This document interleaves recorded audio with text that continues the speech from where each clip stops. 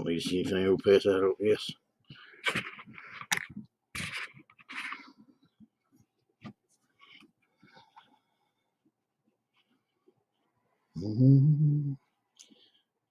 Anybody out there? Hello, hello, hello.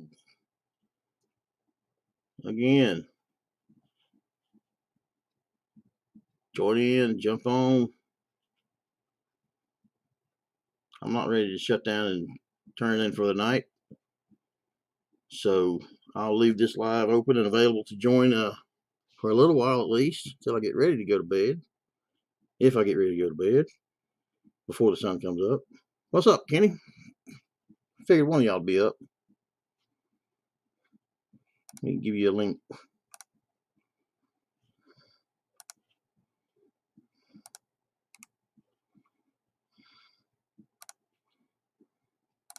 There you go, buddy.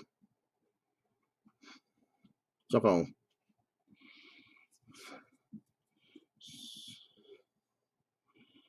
Somebody was just texting me or dinging me. Whatever the hell. Friday night, everyone done went to bed. That was you. Marlon, you still up? Join in. Let's see.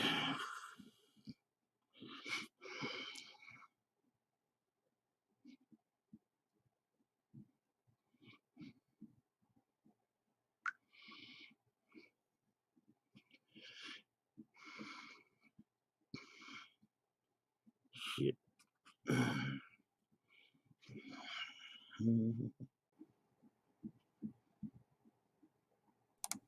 There you are.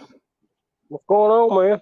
What's up? You and Marlon chatting before you come over here and check and see and join here? No, He's just he missed the chimed in and said I'm still up.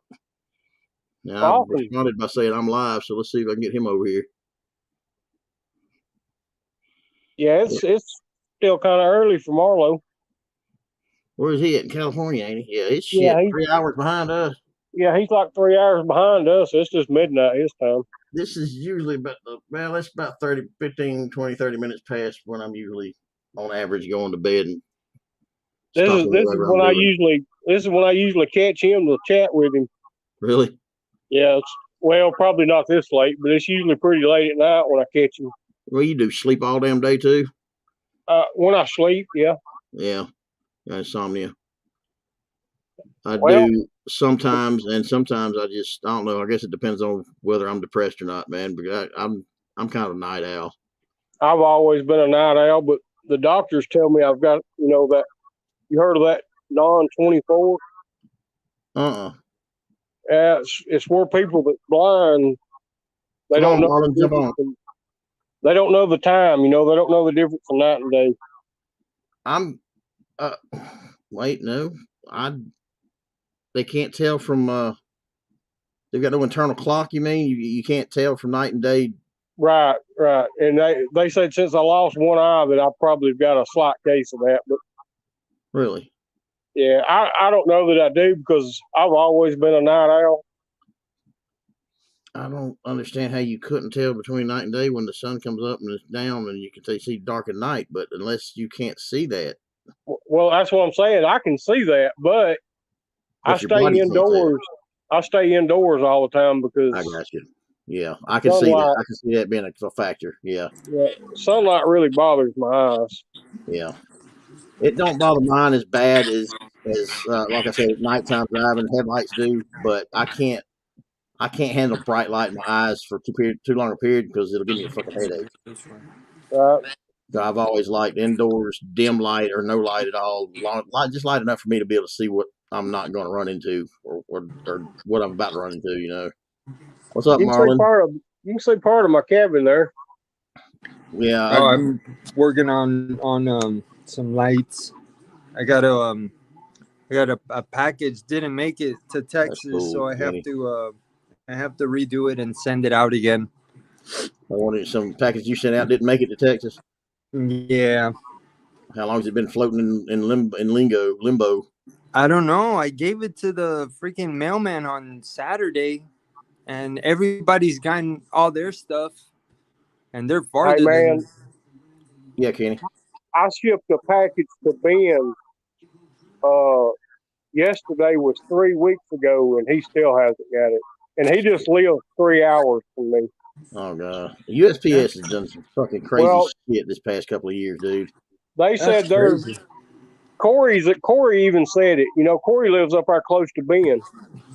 He said their mail coming out of Memphis is horrible. Yeah. What is that? This is I found these on Amazon. These are voltage regulators. They're pretty cool. Voltage regulators, like a BEC that you can use as a BEC, or yeah, just DC to DC.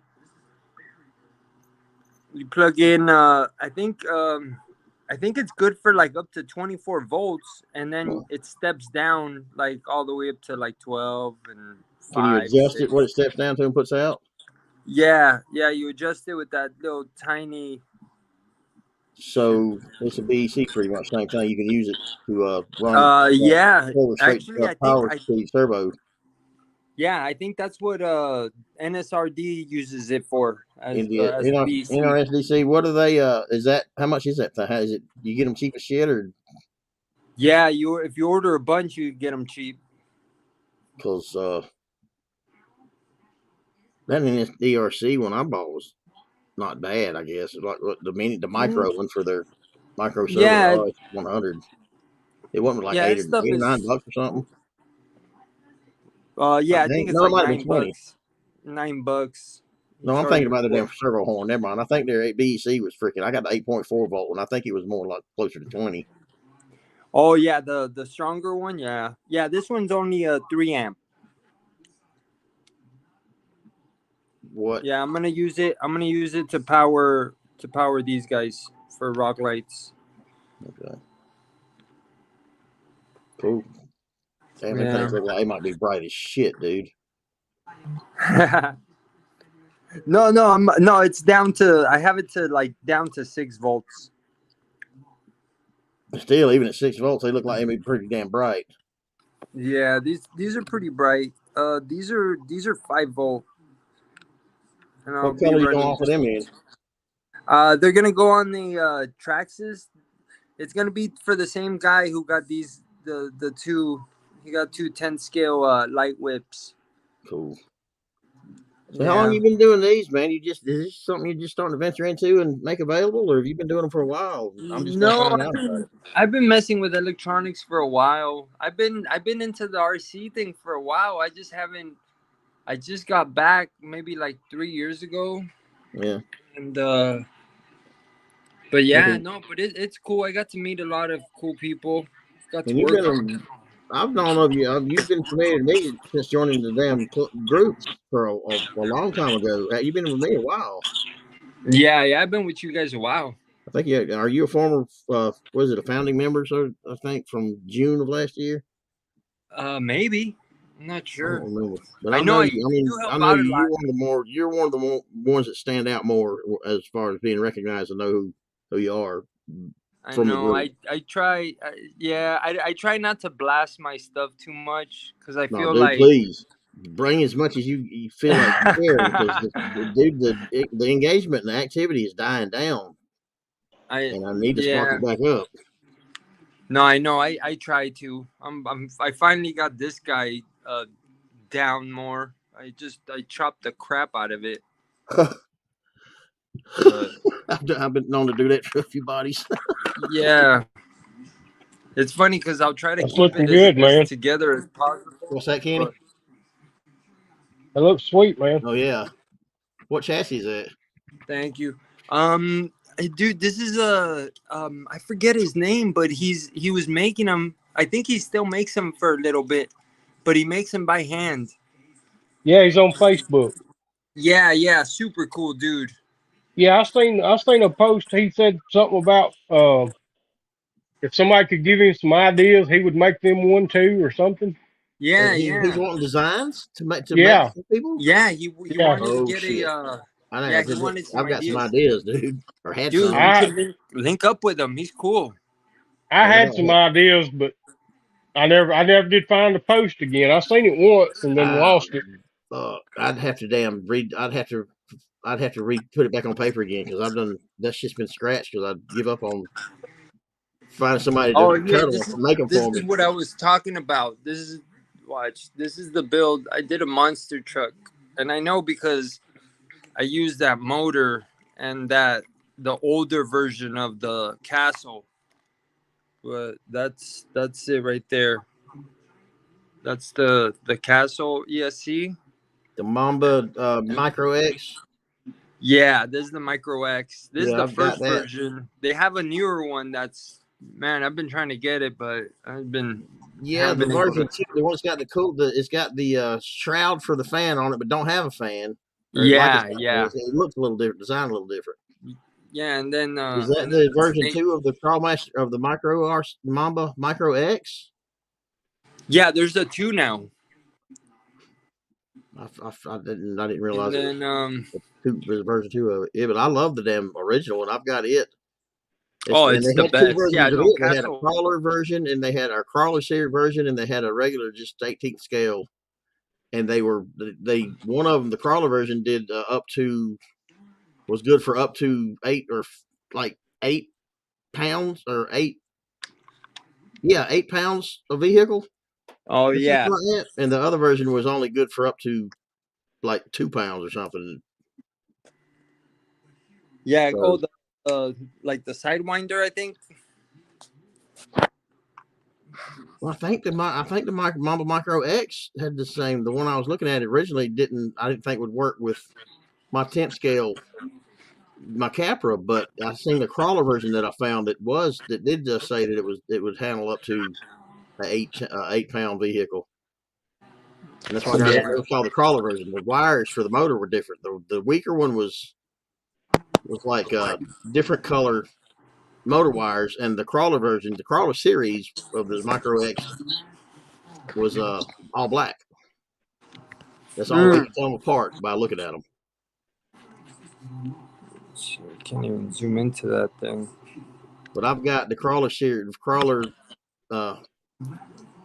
whatever version of that, version 1 in my Gen 8 now that I had in my Capra on a Slate 2850. Does that sound right? TV. 2850. Get this on a better mount. Yeah, no, Castle's cool. They're pretty good. Like, I hate it when stuff doesn't work because it takes forever to, for them to. I've never had any issues having to get them to damn fix or help get in touch with them like that for any reason so far. Castle was the first company to come out with a good speed control. Oh yeah, they're Castle's, like I tell everybody, to me, Castle is tried and true, and they're my go-to over any new shit coming out, no matter how much better performance or whatever technology, like Fury Tech. If it comes down to making a choice on who I trust better as far as quality and would buy from multiple times, Castle over Fury Tech. Yeah. Sidewinder Micro 2 for the SX24s or the Mambas for the. Now, I'll say the same thing for Holmes Hobbies on his ESCs and motors, because he collaborates with Castle a lot, and I think he's real good friends with the dude, and they. Yeah, I've known Holmes. I've known him since he started. Holmes, John Holmes. Yeah, I run. His real name, dude, John Holmes. Yeah, I run competition with him out in Moab back in like 07. Yeah. Yeah. I like to meet him, dude. He seems like to me, I could look at the way his facial expressions all the way down. He's cool. He's crazy as fuck. He'd be cool as shit to hang out with. He gotta be funny as hell. But he's fucking smart as a whip. He's a genius when it comes to crawler motors and shit. Motors anyway. But, he knows his stuff. I'll go to him too, but him or Castle are the top ones that I trust most. Yeah, I've been waiting on both of them. I've been waiting on either one of them, and I figured Castle might be the first one to come out with it available, but I don't know. Could come out with an ESC specially designed, focused at the SCX24 or 24 scale that has that same capability. And I heard Holmes is coming out with one. I think he has that Crawlmaster Mini. Yeah, he has the Crawlmaster Mini. I have that one. Well, that son of a bitch is $170 with the price I seen on it available, and then you still got to buy the damn thing to be able to program it. The other thing is Oh, more. I know. Yeah, that's I why can't. It's out of my I haven't price range. I installed can't it. afford it, and I wanted one so bad, dude. When I was following him along with him, letting him get all the bugs worked out of him before I bought one. Yeah, this thing, right? That guy. Yeah, the one you have to. Did you buy the first release where you had to assemble the whole thing as a kit? Yeah. Yeah, that's another thing I was kind of hesitant about. I didn't want to buy it and fuck it up. But I was thinking maybe it was going to be around the same sale point or sale price as freaking the Mamba Micro X or his other What stuff. servo? What servo y'all running? What servo am I running? The SCX24s, Yeah, NSDRC, RS100s, and my choice. And I've run and had good luck out of the Spectrum S. Is it you running SX107s? you running an external BEC on those? On one of them, the first one on the Creepazoid, I'm running an 8.4 volt BC. Okay, have you seen the AFGRC, the small one? The AFGRC micro servo. Yeah, it's the same size as the NSDRC. I'm familiar with the brand, with brand, the AR, anyway, from a lot of other people buying them or using them and Right. liking them. But this one I got was only $21. Mm. Is it? What's the rate? No, what's the specs on it? Uh, I think it's 53 ounces at 6 volts, and it can handle up to 8.4 volts. Okay, I wanted overkill and really wanted an NSDRC because they are so fucking overpowered, over torquey. The And new at one is the 5.5 volts, it is 90 uh, average rated. I mean, that's what they rated as, but on their testing on all of them, it's more than closer to 100 and something. At the new 8 one the new one they got out. Uh, Supposed to be a lot better. It only pulls 2 amps, I don't know what this one pulled or these pull. 2.5. Dennis DRCs. Yep. Even what about with the 8.4 going to them? Same. Yeah, they're still pulling 2.5 amps. Okay, and it's over 100. It's over 130 ounce inches of torque. Ounces. Ounce inches. What's it? How's it going out? Ounce inches. Yeah, it's 130 over 130 at 8.4 volts, and I can it. I don't know if I could get the same performance or the same ability out of anything less than less than 100 ounce inches or 90 ounce inches of torque strength, because these some bitches toss these fuckers around into the ass end of these things into positions if you need them to, if you need the strength to get you out of shit and put you in the position you need to be in to be able to get up and over shit. And I didn't realize how handy and useful and nice that is to be able to do until I got them, put them in and it did it on the Creepazoid, and it actually did it with the Jeep, and it's over 500 grams and no BEC, and on a Sidewinder Micro 2 ESC, and set it 7.4. Did I set it? What are you working on there, Marlo? I gotta do. I'm doing some rock lights for that dude that the package didn't make it. Oh, hell. Yeah. But anyway, the deadbolt, it's running off of I didn't feel like plugging it up and programming it because I don't leave my B-Link attached to any particular one. I've got it, or actually at the time I had it into the Jeep permanent and zip tied down, and I didn't feel like swapping it over to the deadbolt to be able to program it.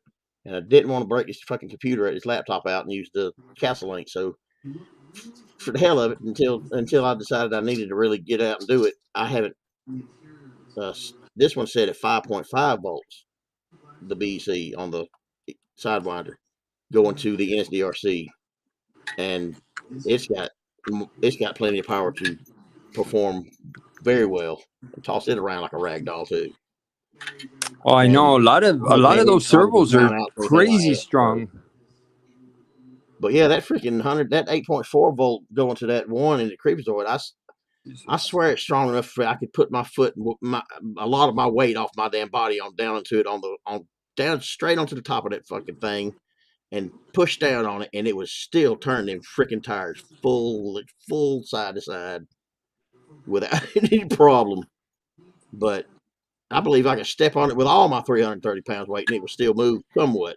There'd be some movement, but that's crazy for a 24 scale to have that much torque out of a servo. It's way overkill. No. But like I get it. If it was... with the Reefs 99 says they're the strongest and best servo out on the market. They swear by them. And that's another bandwagon I just didn't care to jump on. I go the opposite way. I've always went my own way. I don't follow everybody else's likes and beliefs and everything opinion. I want to make my own, base it on my own experience, you know. Yeah, no, that's good. I want to stand out and away from the crowd. I don't want to be, in with the mainstream or whatever. Yeah.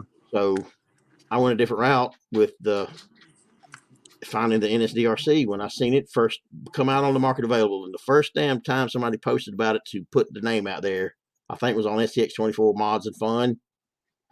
And I seen that post, dude, and watched the videos and seen the, whatever and all the specs about it. And it said the price was affordable and all this shit, that and the other. So after I seen it, I went to the video, I looked them up, I found the price, and I was like, you gotta be shitting me. I'm thinking it's gonna be like $100 fucking minimum. Yeah. Like 40, well, he did. He went up. $46, $46.99. Yeah, no, I think he went up. I think he went up like $5 or $6. It's $48.99 now. I just bought 2 more of them and put them in my other 2 vehicles finally because they're so hard to get. It's hard to get on, and I'm going to wait till I have the money to do it. Now. So within the past 2 months, I bought these last 2, and they were $48.99, and I didn't buy any BECs with them. And I actually had to pre-order them to get them because they're out of stock. They're like the damn cheat code. Every time they go on the shelf, they're fucking out of stock. A few days later. I know. Well, they don't make enough of the cheat code. Yeah, and even still, even if they did put 1,000 of them on there at one time, or however many he's putting on there, I think they would still sell out. Fucking at the rate they're going now, they'd still sell out within 30, 45 minutes. I know. How many is he putting on there? You know? I don't know. Supposedly it's only like 30 at a time, but I could be wrong. I asked somebody at one time, and they told me like it's closer to it. It was an amount more than I figured it would be to be selling out that quick. And really? I was like, God damn, dude, I ain't never gonna be able to get one. Because when he comes out, man, honestly, Chris, like I love the minis, man. I've set so many different up, and like, dude, the chassis, dude, they really don't make that big of a difference, man. That I'll tell you that stock chassis, that because I've comped it with one, and I believe it. I got all nervous. I would have won first place, but I fucking panicked because I haven't competed in so long. Yeah. That I didn't calm myself down. But dude, I believe you. I believe you. I really do. And the reason I like that I buy they do look cool, and upgrade this shit with the extreme LCG shit that I do and the different stuff is to support the people that are bringing this new innovation, this new custom stuff to be available to this scale that I'm so addicted to. Yeah. And then on top of that, I like the look of it. I like what I can get. It does look cool. I do give it that. What was you saying about the chassis, Marlon? That like the high performance chassis, like on the 110 scale, I understand because the when you move the belly forward, it's like a significant amount. But then when you start tuning the 24th scales, there's not much room you can, you know what I mean? Like, I don't know. I think there's an improvement, but I think it's so minor, so minute because of the scale. Yeah, that's if where it were I'm a getting bigger at. Scale, you'd be able to easier tell the difference. Yeah. But there is actually an improvement.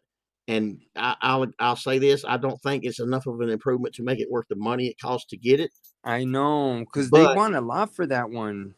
$100 What is it, like $100? Holy 100, smokes. 95 bucks. Jesus Christ. The I thought it cheat was code. 60. No, the cheat code's $100. Jesus. Yeah, $95. How No much way. is killer? How much is the I'll killer be chassis? honest with you, man. For a chassis that's that much, I need to see that thing podium a bunch. Yeah, well, I need you know what I'm it's saying? made out of titanium too. That's why he's selling them for so damn high price. Oh, I want to drag it. I want to drag it around the rocks with a stock chassis. That may. I know. That's why it's like, man. You know what? These chassis are so expensive. I want to see these chassis like podium at least first and second place. What time is it? You know, it's 4:25. You just now getting up? I got up about 10 minutes ago. But Yeah, I don't even know what. I do it mainly because I like the look of it. It's something personal. It's a personal preference. I know I can put the effort and the damn creativity into a stock chassis and make it perform better than anything that's going to come out on the market. Because it weighs 45 grams. That cheat code does? Yeah, with all the plastic on it. With all the 3D shit that comes with it? Yeah, it's 45 grams total. How much more is that than the stock chassis with all the with all the damn shit that comes on it, the trays and all? Probably double. Probably double? I'd say double or more. 45 grams is only like 12 or 13 grams more than this wheel and tire and beadlock wheel and tire combo here weighs. That's a lot of sprung weight though. Time you get your motor, battery, ESC. Mm-hmm. You're looking at over 100 grams of sprung weight. Then you got to add your body to it. I know. That's why you saw a lot. I mean, I don't know if they're still running them, but I see a lot of the cheat codes. They're being run without the bodies. That's because they can't get but one body to fit them, and that's that damn cliffhanger body that everybody puts on it. Yeah. I'm getting so sick of seeing that body. I am too, man. Kenny, I'm right there with you. I know. It's like every time you turn a page, there's a cliffhanger. There's another fucking cliffhanger, a different color, yeah, but it still looks like the same damn thing. I know. I seen one the other night that I think Chris Diaz done it. He painted it all different colors and melted it and rusted it up. I don't know, but that sounds. Did y'all see that one? I think I seen that one. Something Chris or Bo would do, or Tim. It looked pretty good. He did something different with it, though, make it look different than what everybody else. So yeah, them guys, Chris Diaz, Bo Regard, Tim Sanborn, and Kyle Pearson, and I made Kyle and Tim a moderator, and because they bring everything they do to the group, they are on it, dude. Every day you go on the group, you're going to see something they posted and something they did different and something they're building different, something they're discovering of they're capable of doing with these things, and it's just. I know, I love that, and I made them a moderator. So yeah, like Kyle when he started using the servo horns for the shit he did for like the risers and I tried. That was a good idea. He come out with I find inspiration in a couple of things that he's come out with. I hadn't seen my rear link risers, have you? That's how I make my rear. I make my rear link risers with servo horns. Yeah, that's what we're talking about. I don't think I've seen yours though. I've been doing that since the first one I got. First thing I done to it. I took my Jeep. I put rear link risers on it, made out of servo horns. Turned the transmission around with the motor up front. Still all stock suspension, and I was pulling 60 degrees. Damn. I don't know what my others are pulling, to tell you the truth. I hadn't to incline with them, but out of curiosity, because Bull Gear got me curious with the Bronco, with the hard body, what kind of incline it would pull, or what he could upgrade or modify it to pull without taking the interior out and shit. I done cut the roof off mine. He got to 53 degrees, and I was like, let me see what I can do on all the shit I've done. And I got beatable. 52 and maxed out. That's beatable. I got to 52 and maxed out, could not do another damn half a degree to save my ass. And finally, I asked him what his secret was to get 53, and he told me the forced droop on the front shocks. And I'm like, I know that trick, but that's something I don't want to have to do. I don't want to lose my freaking articulation, and I don't want to lose my suspension in the front. I So was Yeah. I was doing it without 4th Street on the Jeep or the on the Bronco? Jeep, on my Jeep. Okay. What about the I Bronco? have. Have you tried to get as much as you can out of it as far as incline? Oh no, I'm just getting started on it. Good. I've got the body cut down. Oh, that helps a ton, though. Oh Oh yeah, yeah, I but cut the top off the Bronco. that's It's something going. I'm not like thinking that's fucking stupid or anything because I think it's cool. I'd be doing the same shit if it wasn't first hard body Bronco and my first hard body RC body. It's easy, man. They sell another one, you know. I know, but I don't want to. And when I buy another one to paint it the color I want, Damn. I'll probably chop one of the two of them and modify it because I like to be different with anything I can be different with and find innovation in people that do it and kind of use my idea as or their idea as a base for me to go off of and add to and make it a little different from that, you know. I So jammed I jammed 2 bodies together like that back in uh '08, I think. Whenever Axial first come out, they I don't had remember when a it first came available. silver. They called it a dingu or something like that. Dingo. Dingo, that silver Oh, ugly yeah, looking yeah, I thing. remember that. I took the cage and top out of it and put it in the back of a HPI Bronco body. Nice. It turned out pretty slick. I made rear view mirrors and uh, twin sticks on the console. Man, I done fucked around and lost knocked 2 of my screws off of here onto the damn floor somewhere.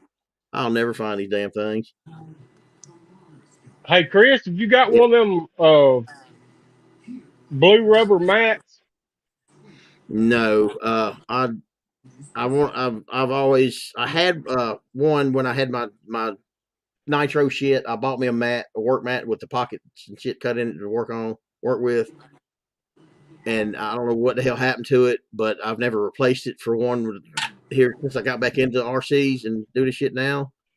But I've got a carpet mat that I put down that helps keep shit in place, but it still won't prevent it from being knocked off of it. You know, That blue mat, man, it really saves me from losing screws. the blue mat is that Duramax?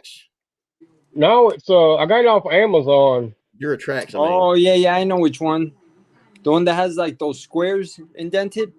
Yeah, that thing's awesome, man. I don't think I Yeah, know that's what a good one. How big is it?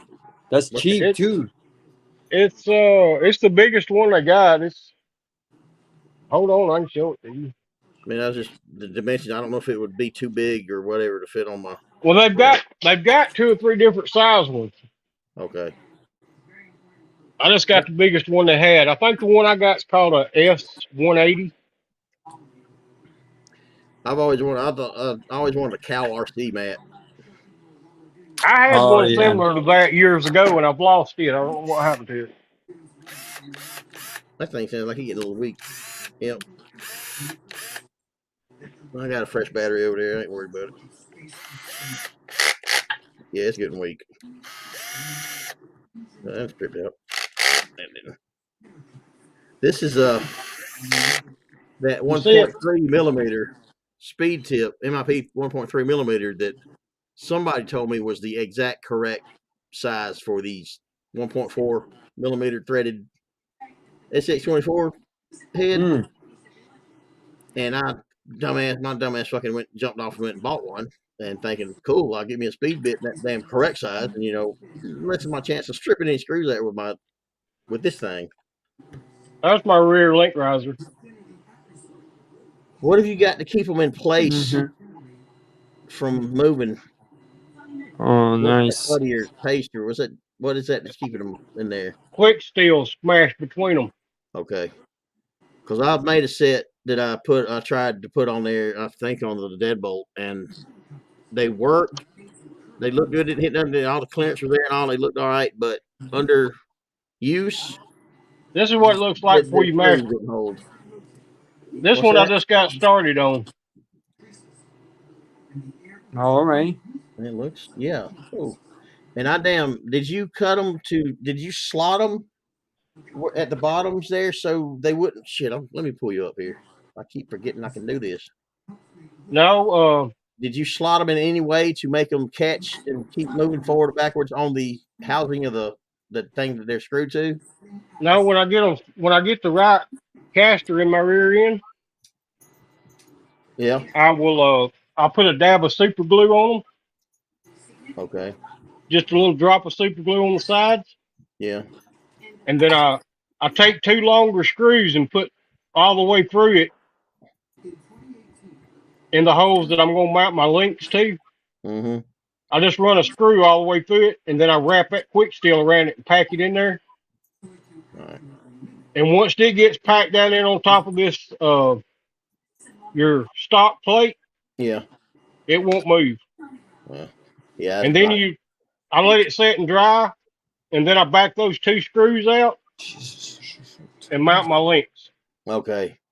I got you. Yeah, that's what I It, didn't do is put something on them, any kind of to keep them in place, like a super glue or any kind of the like you quick use. the quick steel is the best stuff. What is it, like JB Weld? Yeah, If it's a putty, isn't it, or a paste that you can mold and work with like clay? it's two part. Oh, it's Oh, two okay. part. Yeah, it's two part. It's like a black and a silver, and you knead it together, and you can feel it when it starts working. It starts getting hot. So you squish it together to mix it to or whatever. Yeah, you just pinch it together with your fingers Okay. and just keep So kneading it. it is a putty type or clay type. Yeah, it's a putty type epoxy. Yeah, something you can work with, mold and all to get it in where you need it before it cures.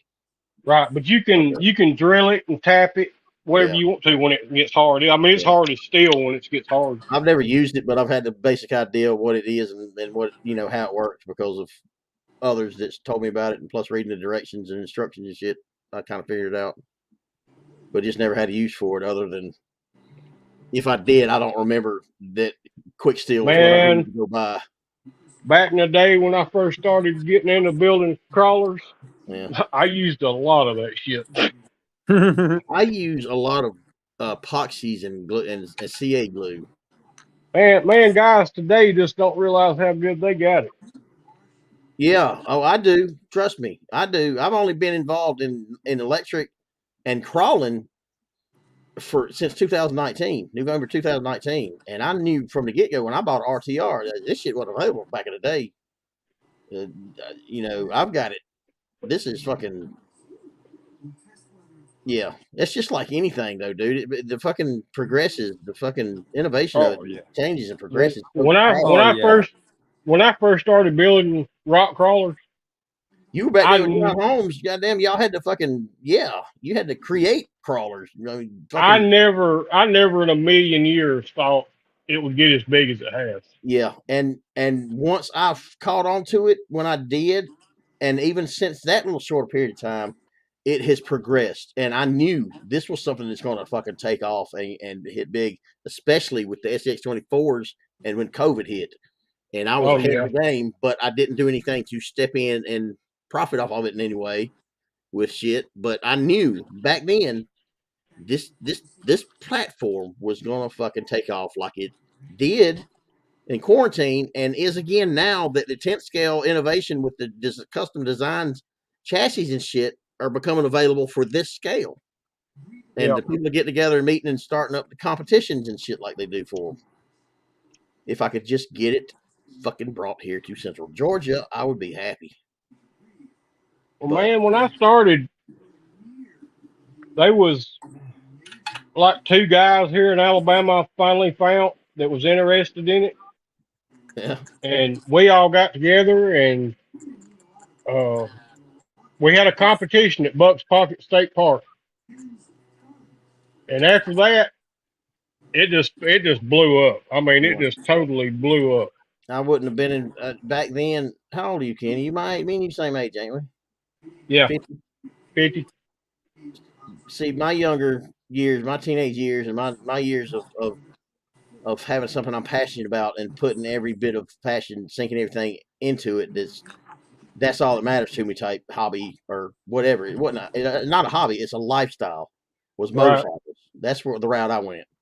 So I wouldn't have been into. I wouldn't have had the patience or the damn passion to take crawling what you wanted, what you were interested in, and be able to make it a thing like you did, like you were at the start of it. To anything like that.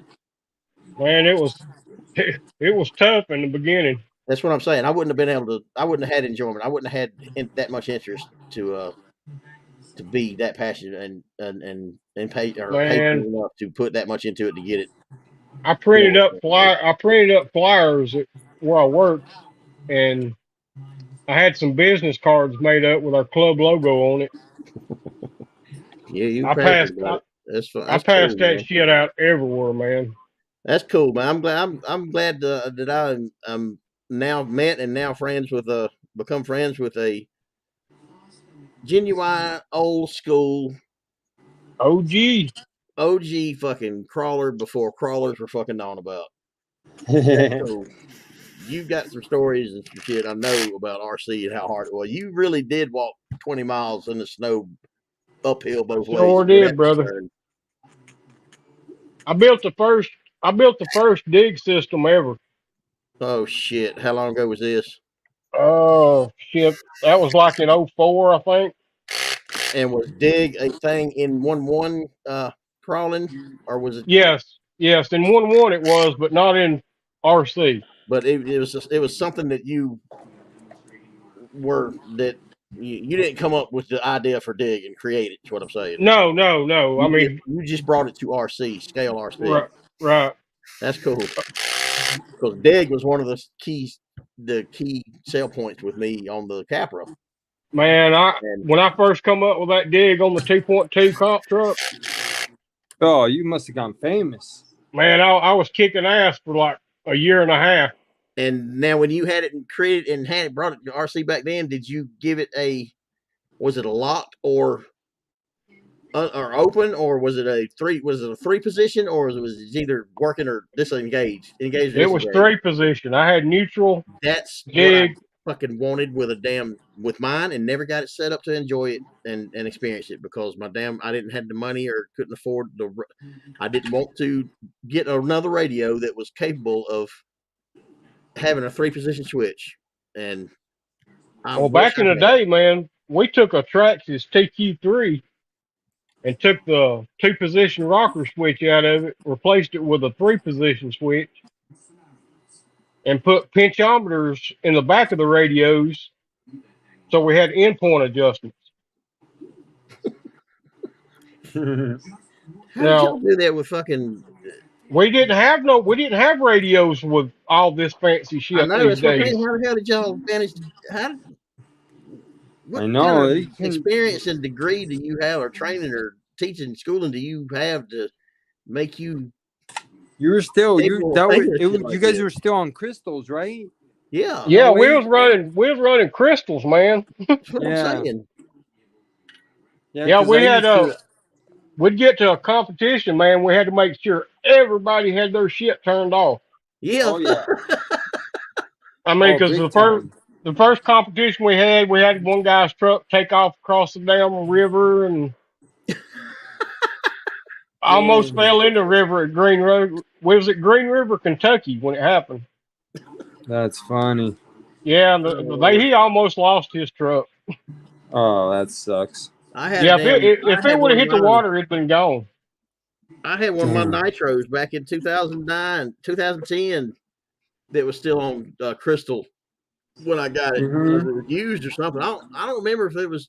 Yeah, 2.4 was out then. I think, wasn't it? No. Yeah, because I had that damn Spectrum DX3 or whatever radio I bought with all the damn LCD programming and shit options on it. So it was 2.4. But I had I had one that was still on crystals. And they come out in like 05 or 06, somewhere around there. Had to be. Yeah. That was before I got the hobby grade of it, I think. But I had one of them fucking crystal radios lose control and fail safe fucking whatever. Did they even have fail safes on them? Yeah, it was, you have to like plug it into your motor though. Yeah. Anyway, I had one of the crystal controlled radio transmitters just fucking lose service or contact with that car, and that motherfucker, it took off. Yeah. That's something I've took had off that like shit a bullet happen. across. You ever hear of Thunder Tiger? Huh? You ever hear of Thunder Tiger? Yeah. I had a quarter scale Thunder Tiger all-wheel drive buggy, and we was in a church pit one day, and I had a Futaba radio, and it had the battery tray that come out of it. And I reached down and it started the motor, and my radio was on. I made sure I turned it on.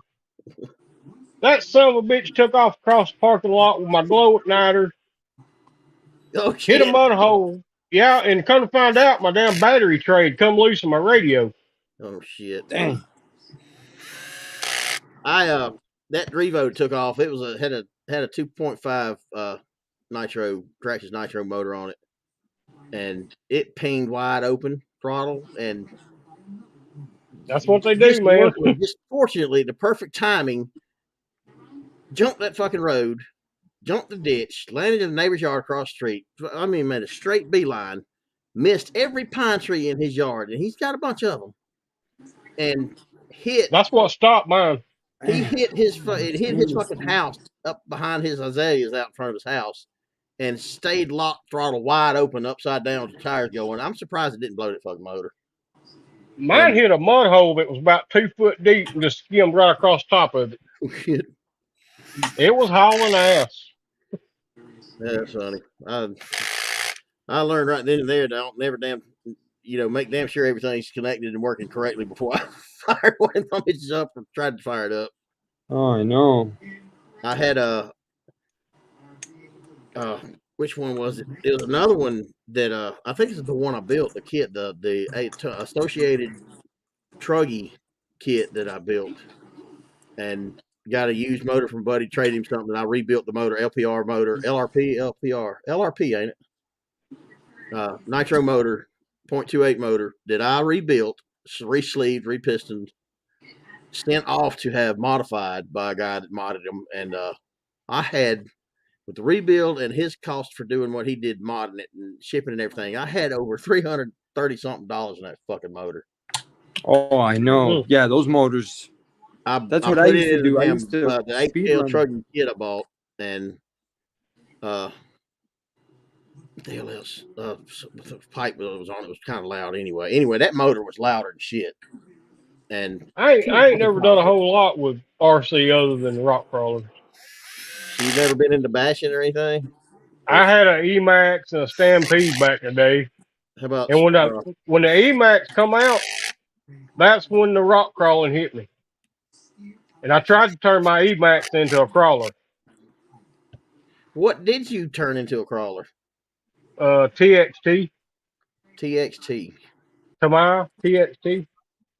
What was it considered before you made it a crawler? A monster truck? A monster truck? Monster truck? Big monster truck. Yeah, I had big aluminum ladder frame. Oh shit! You made a crawler out of that fucking rigid thing? I cut that son of a bitch in half. I got some pictures of it. I'll send you. That's funny, man. That thing has got some. I wish I'd have been around back then and not been into motorcycles, because I'd have loved to have been involved in this hobby for that longer period of time, dude. Been able to direct and give advice and shit to people and have grounds of. Yeah, he's old school. He knows. You know the aluminum sleds people use to pull behind the RCs, the tractor sleds. Yeah, sleds behind RCs. What were they pulling for? Like for just tractor pulls? like tractor pulls.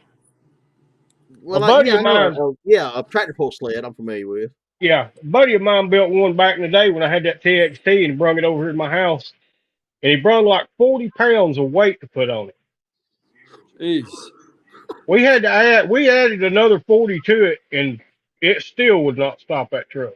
Dude, that's something I want really bad. I mean, that's something I think would be so fun that I would really be fucking into and interested in and being part of if I could find a 24 scale tractor pull sled to start doing pulls with this scale out in the sand shit. Somewhere I can do it out back and, get people involved. I think that'd be so fucking fun, man. Oh, it's coming. It would be. And I've only found the smallest I found is a 18th scale, I think, that would work, I believe. But that some bitch is like $600 fucking.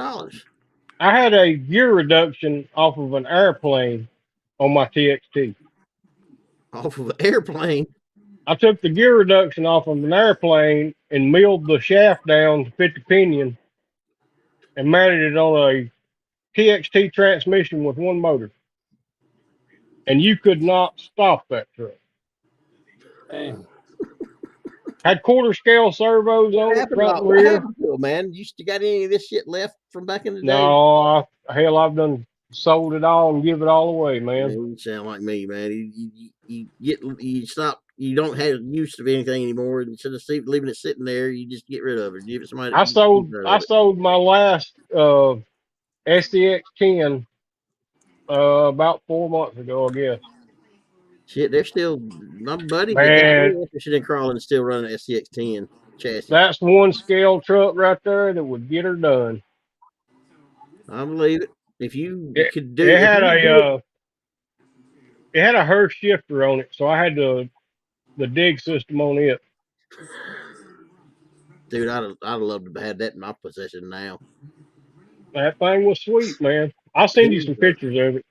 It was a copper Bronco with a white top. Because the SCX 10, when Axial come out and release that platform, dude, that also is something that had a big part in another leap of this fucking crawling part of RC just taking off. Man, it's really changed my life. You know, I mean, I can. Hell, yeah, I was sitting here.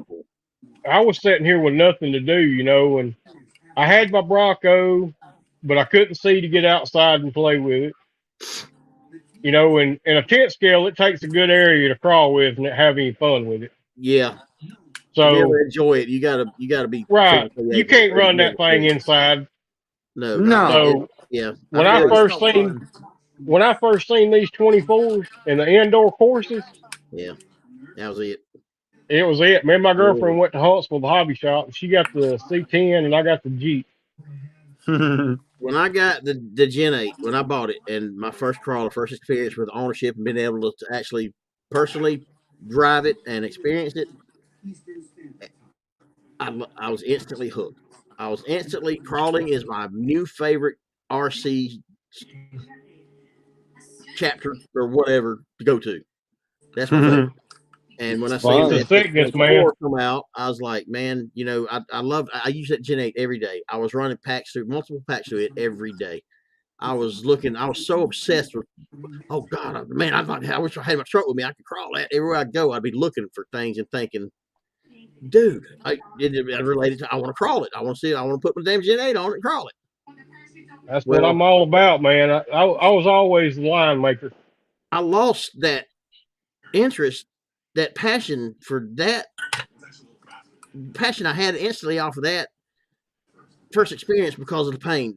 The shit I deal with is too painful. I can't enjoy it like I really want to because I have to deal with too much fucking pain, and it prevents me from enjoying the 10th scale that I still love. I love that Gen 8. I'm not ever getting rid of that Gen 8 because it's my first crawler and I put a lot of money into it. I like it. It is impressive to me because I've got it to the point now that it crawls over anything I'm having right here to put it on, and it is capable well more than anybody that's ever badmouthed it being Red Cat and this, that, and the other, and talking down about it would ever fucking believe unless I fucking get to them in person and fucking showed them and I beat the hell out their ass with their fucking thousands of dollars worth of crawler.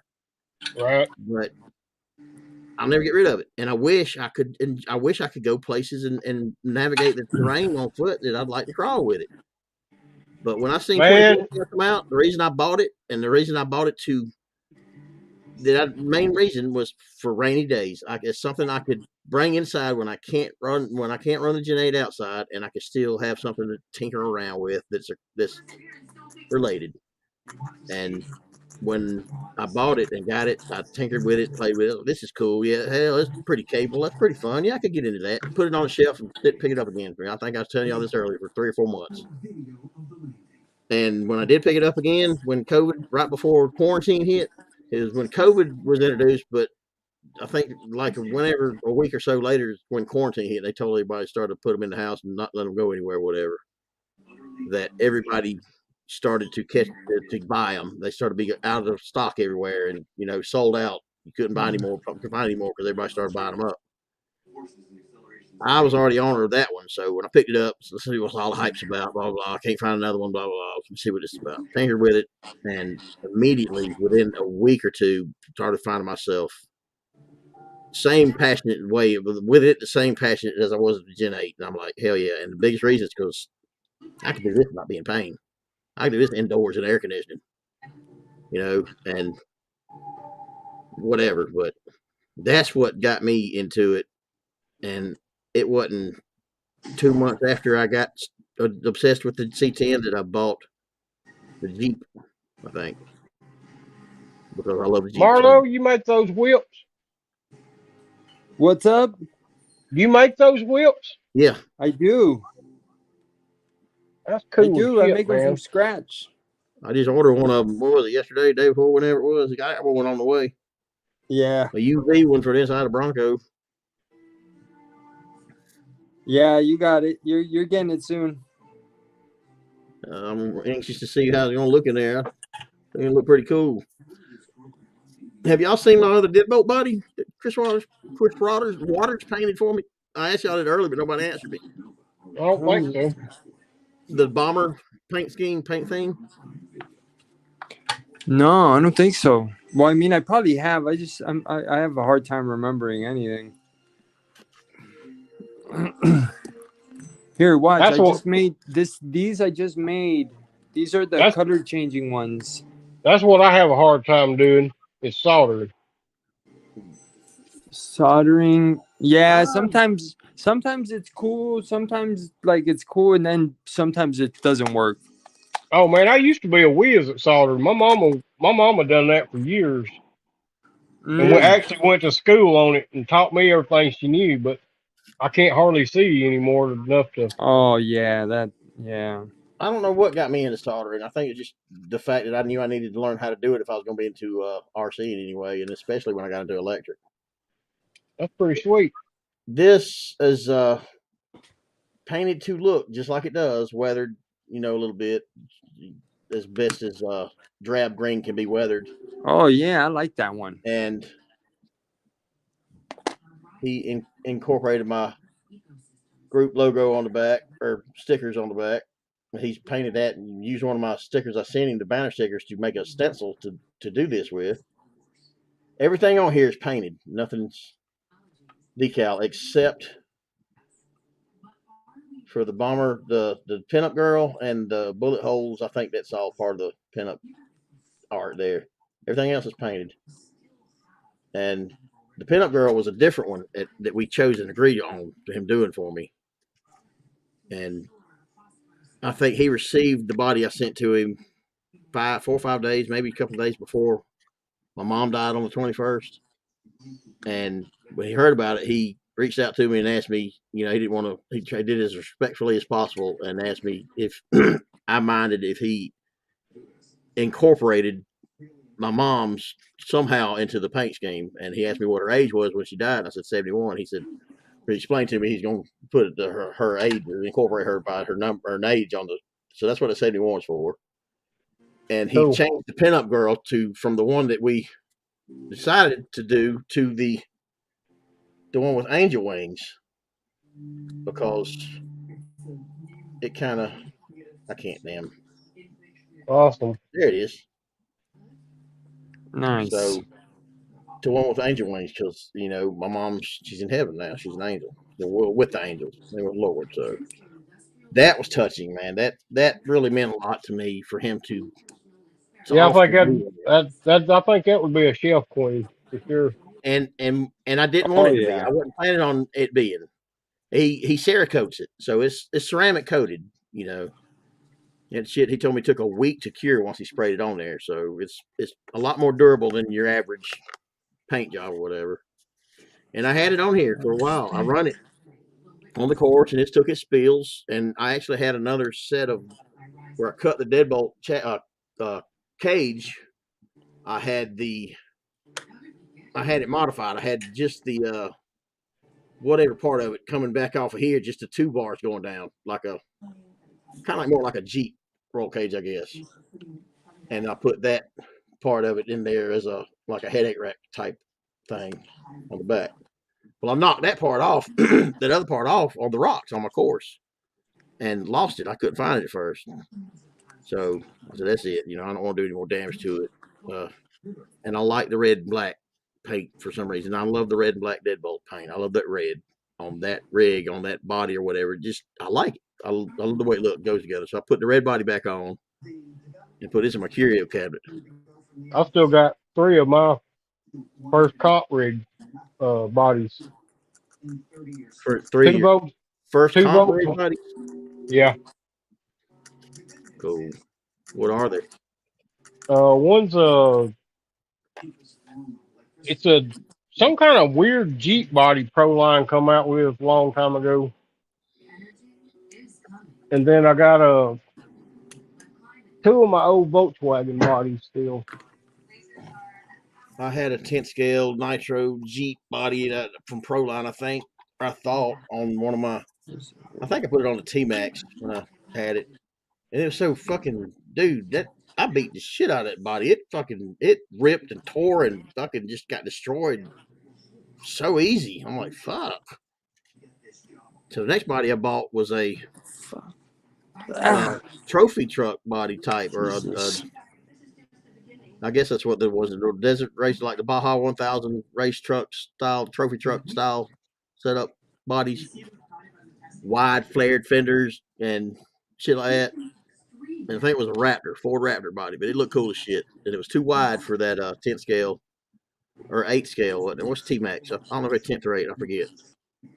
But it was too wide. It was for a scale size bigger RC, but it looked so good on that monster truck because it tucked the wheels back in to where they didn't stick out like the monster trucks do, the extravagant freaking shit that they stick, like the fucking, like everything I got now, these do that bad. It looked more fit to that body, like it was made to go on that body. And I was like, cool, that looked cool. And I painted my favorite color blue, that metallic cobalt blue. And it took every bit of abuse I could give it, and I don't remember it ever cracking or splitting or anything like that, or even any paint peeling off of it where I painted it. So I like that body. That's my favorite one I bought back then, or had back then. But I hadn't really bought many bodies to I don't know. I've never had any spares left over. After I got out of everything, had any good bodies left over remaining. Everything I bought, I destroyed or either stole off when I sold everything that was on the vehicle as I sold it.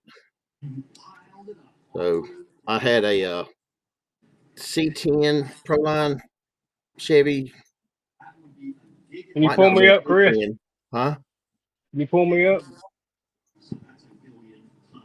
Oh yeah, shit! I keep forgetting to do this shit. But I had a Chevy body that some dude brought me to paint for him and paid and wanted me to do a paint job on a black body with a white roof. Wanted it detailed, look, whatever for the T-Max and this, that, and the other. And he said, let me know when it's finished and I'll come back, pick it up, pay you for it. Well, I never heard from him again. He never called wanting his body back. That's cool. Who makes that body? Is that Proline? Yeah, it's an old Proline Volkswagen. Damn it, I thought I pulled you up.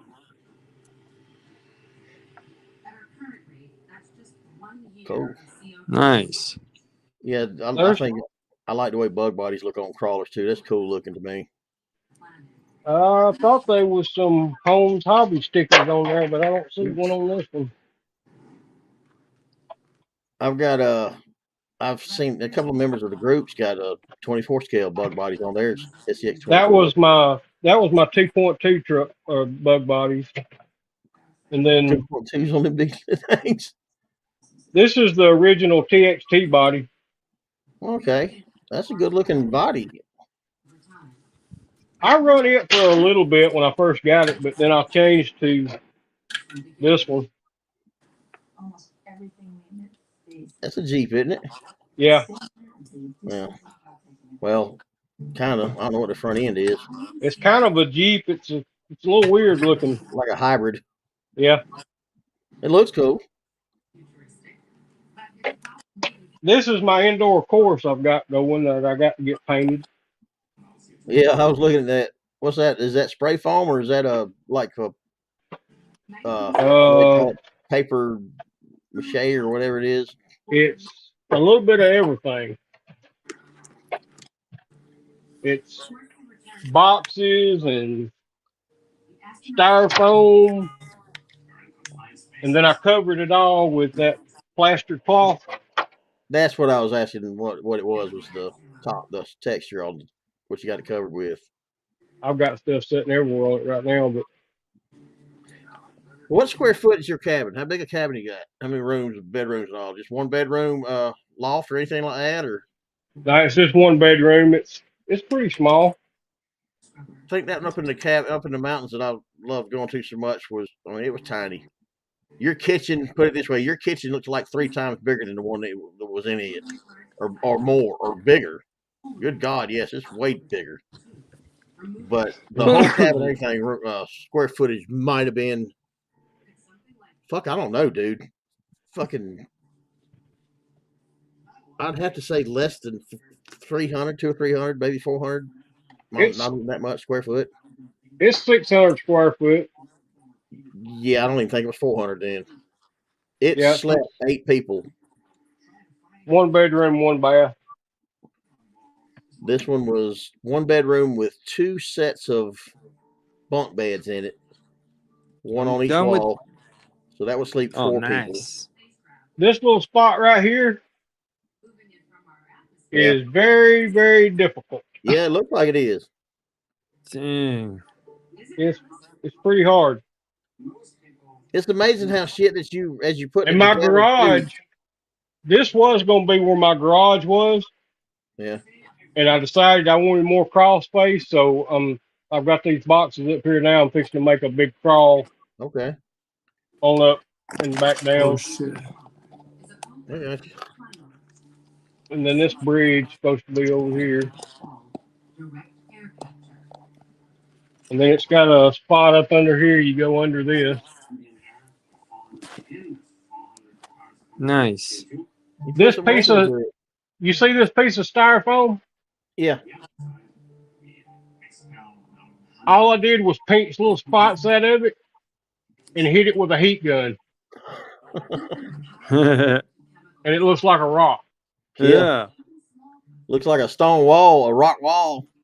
Right? That looks like a damn. What the hell am I trying to think of? I've got lights on it, but I don't think I got it plugged up. Nope. I wish I had a damn video or walk around or a tour of my damn. All this under here has got green LED lights under it. Nice. And then over here, this is like going to be a rock overhang. Yeah. And there's red lights glowing under this cabin light. You member of SCX? I mean, what the hell is it? There's a epic crawl courses or something group. I don't know if it's not focused directly on 24 scale stuff, but it's got some 24 scale courses that indoor and outdoor that these guys have shared. That dude, are you familiar with the Boneyard up in Dalton, Georgia? Boneyard YouTube channel? I don't think so. Well, it literally looks like a amusement park for crawlers. Really? Tiny freaking bridges, covered bridges, buildings, outposts. Oh, I think I've seen that. I didn't know it was in Georgia, though. Yeah, Dalton, Georgia. It's called the Boneyard. And awesome. Cool. There's 24 scale courses that look like to resemble that's been posted on this Epic Crawl Courses group. There used to be a bunch of guys from Georgia in our club. I just finished these lights. You want to see them? Yeah, pull it up. I kind of glanced at them down there a second ago. Where you at? Right here. Those are rock lights, right? Rock lights you just made. Yeah. Oh yeah. So how long are they? Dude, them things are bright. Yeah. So I got him. So he can plug into a either a balance port, or a regular JST. Yeah, it goes through the converter, and then it just it goes in one after the other. And that's that for way he can his just 10th scale, right? Yeah, that's for his 10 scale. That way he can just put it one on each side, and that's it. Yeah. And then these are the color changing ones. Let me see if we could put them. I'll probably turn off the lights so you could see it better. I'm more interested in will a single whip light up the hole underneath? Well, which one? The whole SX24? Yeah. I would think so. What do you want to light up? The interior or the whole underside, or like underglow? These guys. You had to answer that one. Yeah. Just one single whip will light up the underside, the whole underside, evenly on the SX24. No, I would do two. Okay. I would do like one on each side, thinking. Just to spread it out evenly. That's what I'm thinking I need, because I got rock lights on all my trucks. Yeah, but this the whip will the whip would look nicer inside that's what your I would for. Yeah, like on the inside, because it'll look more like an indiglow. An interior like instead of like a black light or something. I'm thinking it's gonna look cool as shit on that Bronco with that damn little skull in there and the tinted windows. I think it'll look cool. Oh, it won't be overpowering. No, it's not. It's gonna pop that interior though, for sure. It'll be good for photo ops and shit. Oh yeah. And Kenny was it was you or Thomas that was talking to about that skull, other skull I remembered I hadn't done nothing to. We was talking about him the other night when we was talking about Marlo maybe printing some. Oh yeah. I remember that now.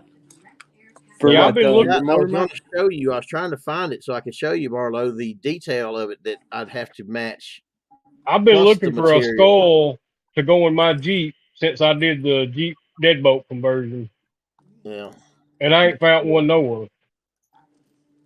Man, you don't have an extra one? This is it. This is the only one I've got extra that I've available that I could do for Kenny. And yeah, do it for him. That's a cool one. I can try to start designing one if you guys want. But if I can get it to focus up close, you can see the detail. Yeah, that thing is awesome. I mean, I know the detail is amazing. The detail is crazy, and it's. You got a resin printer, Marlo? I don't. I wish. Whatever on the side. I bet a resin printer would do that thing. I could not paint that detailed 3D printed part. I could not make them look like as good as these do, as cool as these do. I know. No, if it was resin, you could. Really? Yeah, because resin you can hardly tell the lines. It's the one like the plastic ones. Those are the ones that you can tell. What if you just paint a bone white and then weathered them? Like brush them with some gray or something to make them. I'd have to ask Bo. Bo regard what he uses as far as weathering on something that I could use to do it with, or either Chris Waters could tell me something I could use to do it, but. I'd have to reach out and do some research, but I'm pretty sure there's something that we could make it look good with, but maybe not exactly like this, Have you ever heard of using steel wool and vinegar? No. It makes a rust. It makes what? Rust? It makes what? Metal or what? Anything. Well, it is. Steel wool is metal. Yeah. Steel wool's metal in the vinegar. Vinegar breaks it down. Pull me up on screen and I'll show you a jar. I got some mixed up right here in front of me. I'm fixing to have to take him outside. He's getting antsy. Time for him to get up and go pee. No, sun ain't up yet. What time is it? Damn. Is it 6:30 yet? No. Nope. You got to settle down, boy. You got another hour and a half. You got another hour and 45 minutes before you go out. Pull me up on screen, Chris. All right.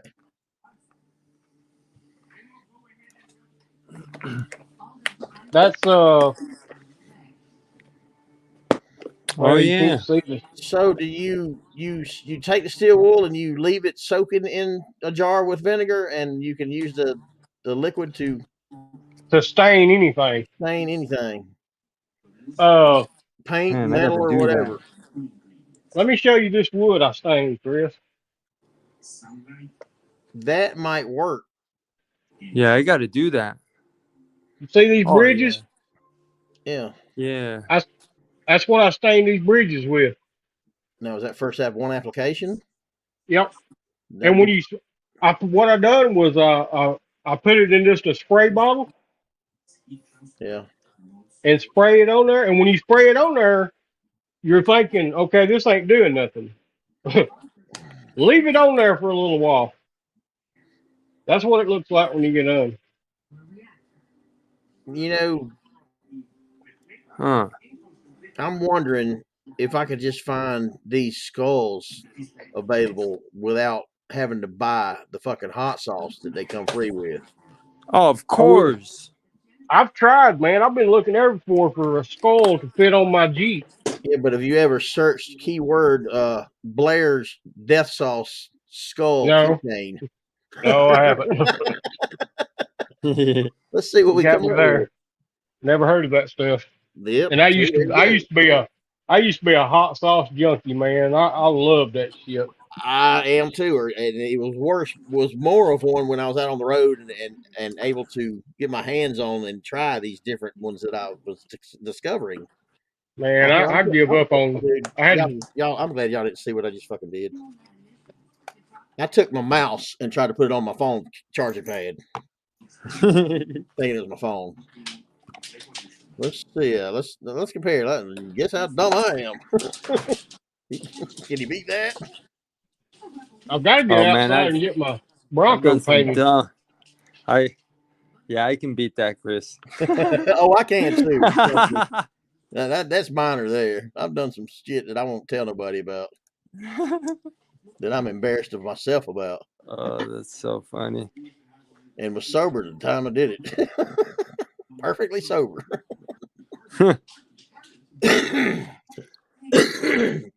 Hell,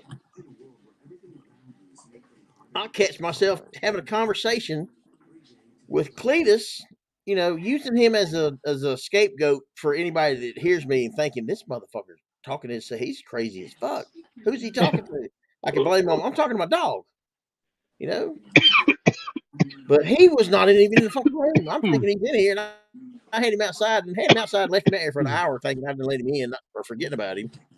Just talking away, man. Just fucking having this conversation. And when I realized what the hell was happening, I'm like, oh fuck. What? Oh fuck! I hope ain't nobody heard me talking in here, knowing that Cleese want to hear with me. Dude, I'm crazy enough to have conversations and arguments and shit with myself, and be aware the whole time that as crazy as it sounds, as crazy it is to sound to other people. But I'm sorry, I'm the only one I can have a decent fucking conversation with. Come to a goddamn agreement afterwards without goddamn trying to kill one another. Right. I don't, I got no problem making up with myself and finding out, researching myself, or just having discussions with myself to figure out the results or issues, or problems or causes of whatever the hell caused me to start talking to myself in that manner. But I think I get it from my grandmother. She used to talk to herself a lot. I mean, I don't think that's even because that's like dreams. Have you ever had dreams that kind of like a lucid dream? Not fix your, no, not. It's weird. Dreams that kind of fix your problems, but they don't. Now, wait a minute. You got me on that one. I don't know if I have or not. No, not not physically, but in a way where say you're stressed out about something, and then you have a dream, and then you wake up and you're not stressed out anymore. Like your dream fixed you. I haven't had a dream that did that, but I've had a vision of something that did it for me, that settled me right down and relaxed me to look at it something in a like that. totally different way and have a better outlook on it, and not let it bother me like it was. And Yeah. I've had deja vu. I've experienced deja vu before when I was younger. I've experienced it a couple of times, but one time in particular that I still to this day I can't tell you for fact whether or not it was real or not, because it was so fucking real. It was real to me, and I can't tell you it wasn't. You know, it was deja vu. I think it really happened, but it didn't. I've had that Yeah. happen to me before. I've been to this place, this location, and I remember what I was doing. I was at work, working my job, doing my job with this guy, and we had to go to different locations, pulling a ditch witch, burying cable, phone cable actually, for the phone company we was contracted to, or the company was contracted to that I was working for. The tree service actually the company that I worked for, but this was one of his brother's side businesses that was linked to the tree service. It's weird because you're standing there thinking, I've been here before. Mm-hmm. Dude, yeah, and Yeah. I was working my job and looking around and thinking I knew where shit was at that he was looking for, wondering where it was at, and we needed to find like the damn some Right? of the flags in the damn box that we had to hook to, and the damn and everything. And I'm like, it's over here, man. No, I know it's over here. Trust me. And it'd be there. And I'm like, I've been here before. I fucking been here before, Had the and I've same never been there before conversation. in my life. I just remember I had that feeling. Yep. I've And done the same thing. and now there's somebody told me later in life, if you've ever experienced that in any way, there's something to it. I don't know if it's your mind's different than others or normal or whatever, but there's some kind of something to it. Only certain people with a certain ability or a certain level of intuition have experienced that before. But I forgot. This is shit that had my interest. Is I'd like to know why I had it, what the hell it was, what the meaning of it is, if there's anything to it, if it's a sign that I should have fucking caught them to and read clearly and know something's coming or what. But it's just something that faded away. I never damn figured it out totally, and just until we're talking about it now, I had never talked about it again or thought about it again or mentioned it to anybody. But I've experienced it, and I've experienced energies that I'm going to say they're entities of they're either demons, they're spirits, or something. I've felt them following me and doing shit to fuck with me, and to a point where I thought I was going out of my goddamn mind. But one instance in particular that really scared the shit out of me. I mean, it startled me so much that I fucking my anxiety went through the fucking roof. I almost had a stroke. It fucking had me, my anxiety so fucked up, so high. One of the warehouses that I used to haul. Well, the company I used to work for doing it was called Pactive. My dad retired from there, where they made paper egg cartons, and that's where I got my CDL at. And after I quit them several times and come back through like labor places, finding work labor places, employed places, whatever that you go to find employees or temporary employees. Had to go through them to get back and do certain work for certain jobs on driving trucks, hauling egg cartons from the manufacturing warehouse where we was making them at to some of our other storage warehouses, like a few miles away, another town away, whatever, not too far away, but mostly local. Doing it at night, working midnight by myself and unsupervised in and out of these empty warehouses, nobody else there with me. Night, metal roofs, shit echoes when it hits them. To have what sounded like a fucking cinder block slammed down on the fucking roof on the one that was the most spookiest feeling in the world. Goddamn pitch black, midnight, dark, no lights on. Hit the roof right above me, sounded like right above my fucking head. So loud, dude, it startled me so much that I knew there was nothing else around. And the daylight you see, there's nothing else. Nothing that could have fell out of a tree anywhere to fucking hit that roof where it did and make the noise it did to sound like as big a piece of object as it was it hit. Yeah. And I'm like, and I had my pistol on me. I used to carry a 10 millimeter, for protection or whatever. And dude, the gun I didn't think would do me any goddamn good, or it just fucking scared the shit out of me because I didn't think anything was coming at me. I just heard that noise and knew that something fucking threw it and hit that goddamn roof and whatever, and got in that truck, shut the fucking doors, and goddamn get my ass back to the fucking plant. Clocked that, went home that goddamn night early. Said I fucking felt bad. I couldn't finish the night up, and that shit affected my goddamn. It fucking affected my job, and I didn't care. Damn. it was so fucking. It was something that was fucking targeting me to fuck with me because it realized I recognized it. It realized that I was aware of it there, that I could feel it. Yeah. And spirits will do that if they realize they're roaming around this earth and they nobody can see them or hear them or understand them or whatever. They can't communicate. So if they figure out somebody can, they will lock onto it. They'll target it. They'll try to get it to. Maybe they want something from you. Maybe they want you to help them or whatever. But they'll do what they can do. They have to do to get your attention, to pay them the attention, to possibly help them communicate with others. And that's fact. They'll do that. I've known. I believe it, but I also I believe it. what the Bible tells us about ghosts. Ghosts don't exist. The ghosts of your loved ones do not exist. That's not how it works. Your loved ones die. Their spirit, their soul leaves their body, and they go to heaven's door. And that's the first death. We die 2 deaths. That's the first death you die, and that's when your soul leaves your body.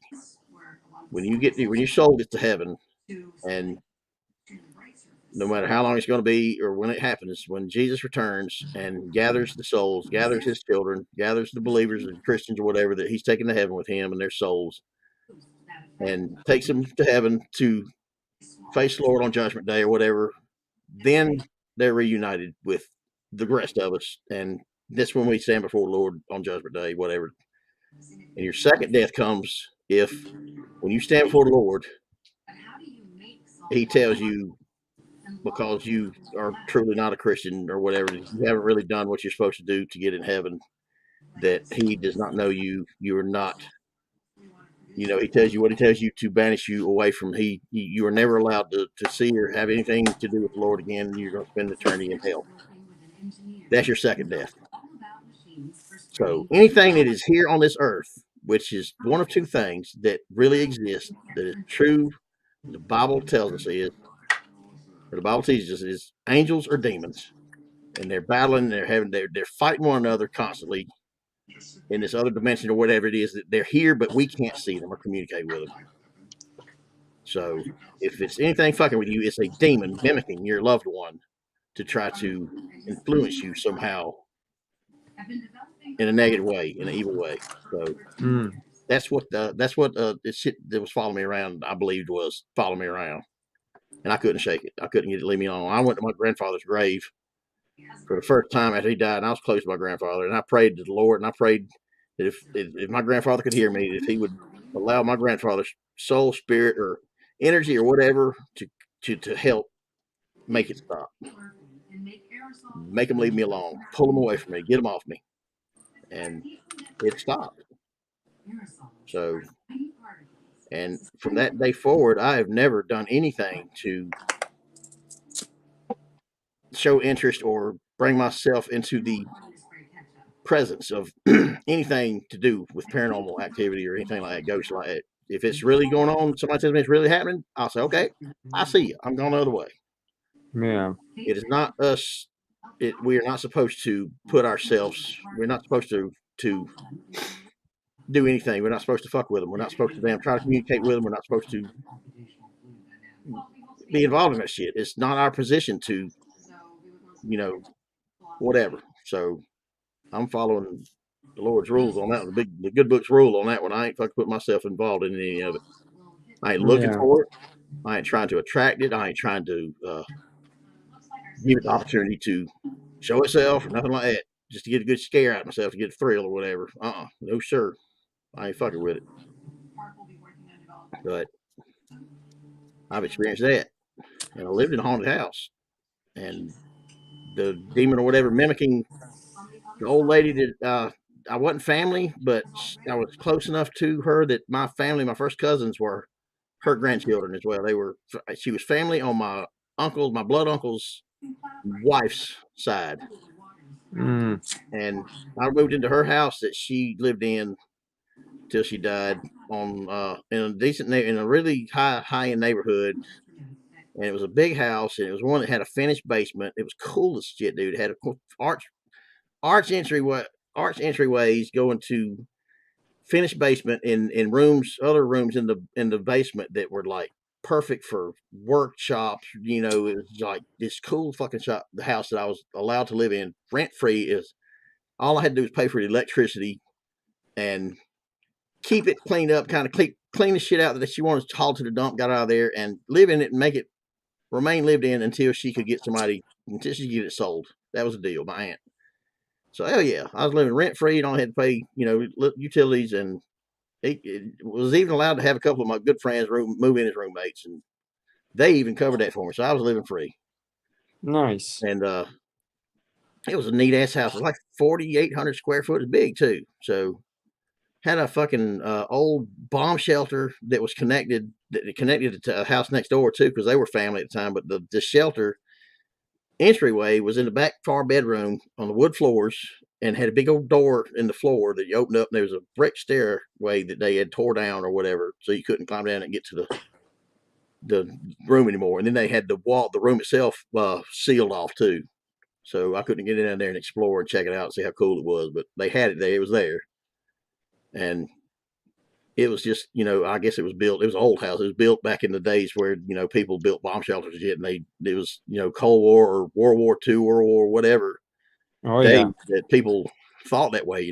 War's coming, all this fear of war and shit, nuclear war. So everybody had shelters of some sort. Mm-hmm. I thought that was cool, but she never bothered me, dude. She knew me. I was familiar to her. She knew who I was, and she didn't mind me living in her house. But as soon as I had somebody she didn't know move into her house with me, she started fucking doing some crazy shit and wasn't fucking shy about it, trying to fuck with us. Yeah. And I thought it was funny because it wasn't fucking with me. I was familiar. She knew me. She wouldn't fuck with me. So I lived there 3 months by myself. Never heard a peep or nothing strange. Yeah, but everybody else was getting haunted. Bring somebody else in there, and she was haunting to fucking get them out of her house. Mm-hmm. So it was mimicking to act like was the reason anyway. High heel shoes walking down the damn wooden floor hallway at odd hours of the fucking morning. That even my dog, my Rottweiler puppy, at the foot of my bed stayed every night. At the foot of my bed, jumped up, alerted him, and fucking made him go. I'm like, shut up, man! Don't let it know you fucking hear it. Just ignore it. But funny. At the time I heard it, I'm thinking it's my roommates. Well, my roommates fucking with me, trying to fuck with me, because that's kind of something we started doing with one another because we all realized it was haunted. Yeah. And they, I went to bed. I was there by myself, and one of them was out partying or whatever. The other one was at work. He worked like an evening shift or something. He didn't get off till midnight, and couple hours away with drive time. So I figured this is one of them motherfuckers coming home and fucking with me. So I just ignored it, went on back to sleep. Next morning, I got up, and them motherfuckers never come home that night. Dang. I'm like, some bit. So I realized what it was then. So I'm like, fuck me. Fucking around. I've lived in that house. It's a personal experience doing that, living in a haunted house. And I've had a friend that's a medium that attracts this shit, and she tries to ignore it, but it's attracted to her because, a medium can communicate with the other spirit world or whatever. Yeah. And she had shit. That's where I picked up that tale. That's hanging around her house and being with her and hearing the stories that they told me and shit that's happening around there and freaking me out. Somehow or another made me subject to see and start experiencing some things around them while I was there at their house, to a point where I wouldn't go back. Something happened there that I felt physically prodded me, felt like somebody taking their finger and stiffening it and jamming it just real quick, pop, in the back of my neck. Bam! I felt it physically. And I jumped. There was nobody behind me, dude. Nothing there, and I freaked the fuck out. I ain't been back to that house since. Yeah. And told them the why. And they said, man, don't. And Hal, the guy, said, dude, don't fuck with me. Don't be fucking telling me some shit like that. Don't. That's some serious shit. If you fucking felt something, that's poltergeist. I'm like, I ain't fucking with you, dude. I ain't lying. I grabbed my shit I had there because I stayed there a lot, and I fucking never went back. So it was around there that I picked it up, and I fucking felt I was followed by shit everywhere I went. Oh, I believe it. I believe in all that shit. I do too, from experience. And the scariest movie I've ever seen in my life is because I believe in it from my being told stories from my pastor at the Christian school I went to of being involved in like exorcisms and shit and actually witnessing it and seeing the movie The Exorcist, the original one. Yeah. That movie scared the holy fuck out of me, dude, because Oh I yeah. believe it, because that's some shit that's real that can really happen and it's based on a true story. You probably saw that movie too young too. I don't know how old I was when I watched that movie, but I remember it scared the fuck out of me. And every time since that I've ever tried to watch it, I've still had that same heebie-jeebie feeling, like, and start fucking hoping shit don't pick up on me. Yeah. You know, start to see footprints across the carpet in front of me as it walks by. Oh hell no! I'll run out the door. But I believe in that shit, and I've experienced it. So, and I tell you, and I've done told you what I believe it is. It's not ghosts. It's fucking demons. Because the angels might go there and fucking takes time to fuck with you like that. Crazy. Marlon. Yes, sir. What's that C10 you got? Which one? The fast one? The drag one he built? The drag one? What did Bull Gear name his? The gap in it? Oh, the tiny gap in it? The gap in it build. Oh, this one. Yeah, I seen you racing it, but yeah. Shit, I lost damn. I didn't see it get to that. No, I was talking about the C10 you got. Oh, the dragster? Oh, that one's slow. Yeah. That's the one I was asking you about the other night, if you ever got it to do any speed. No, that one I got that one because sweet, of the no, because of the transmission I put in there. It's a Tamiya transmission, so it's like super geared down. And that was the only way I could have done it that way, because I was kind of I don't know, I rushed that build. There was a lot of people giving me a lot of shit for that, because I mean, I'm not giving you shit. I just wanted to know if you would progress with it anymore, did anything else with it. Oh no, I will eventually. But yeah, no, I did it because I went and visited an old buddy of mine, and he likes messing around with like the toy grade RCs. Yeah. But he scraps them and makes even cooler ones. Yeah. And so basically that was his first, the very first drag truck that I posted was his drag truck. And everybody's like, "Oh, let me see it. I want to see it." And I showed what he let me show, but everybody was giving me so much shit that I went and rebuilt it in like a hobby grade type of deal. I don't think I seen it when you originally showed it to everybody then. What chassis is it? It's an Axial. I used the Axial chassis. Yeah, it's Axial C10, isn't it? Chassis and body and everything. Yeah, it's just modded.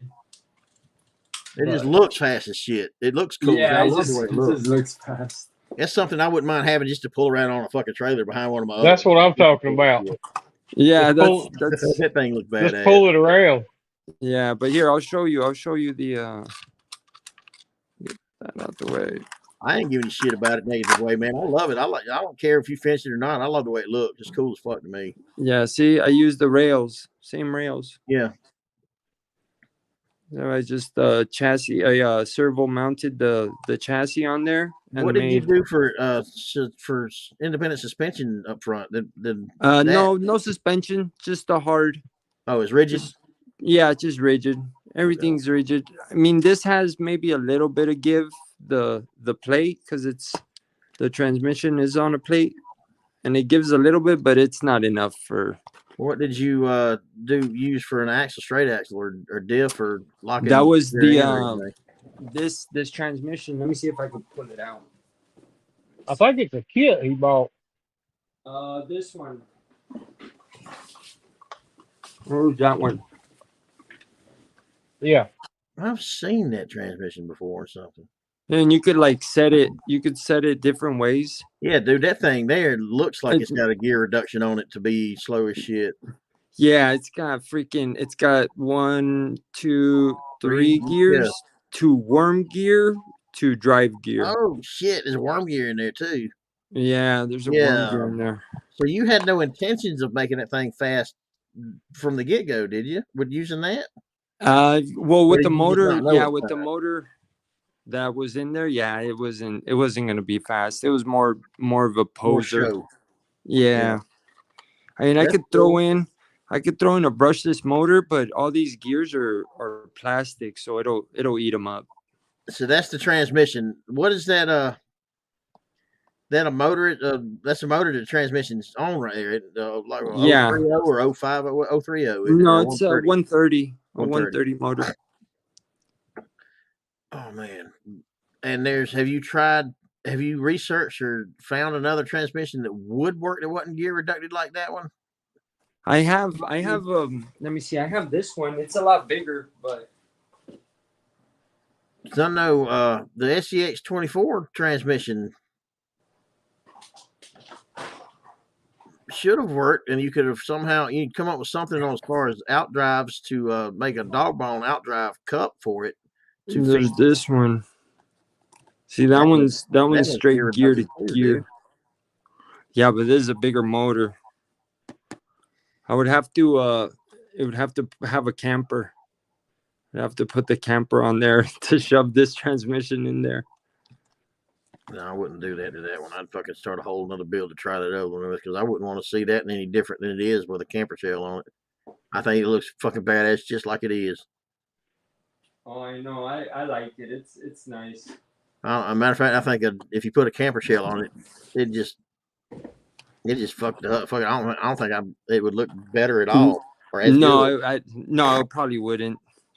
Now, I'm asking because I've got interest in building a sand dragster out of an SCX24.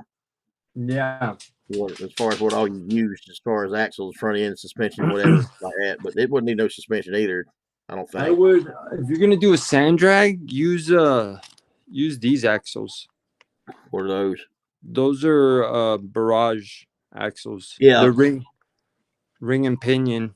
Yeah, the RGP or RGT rigs has the ring and pinion. The Cross RC CR18 here has ring and pinion.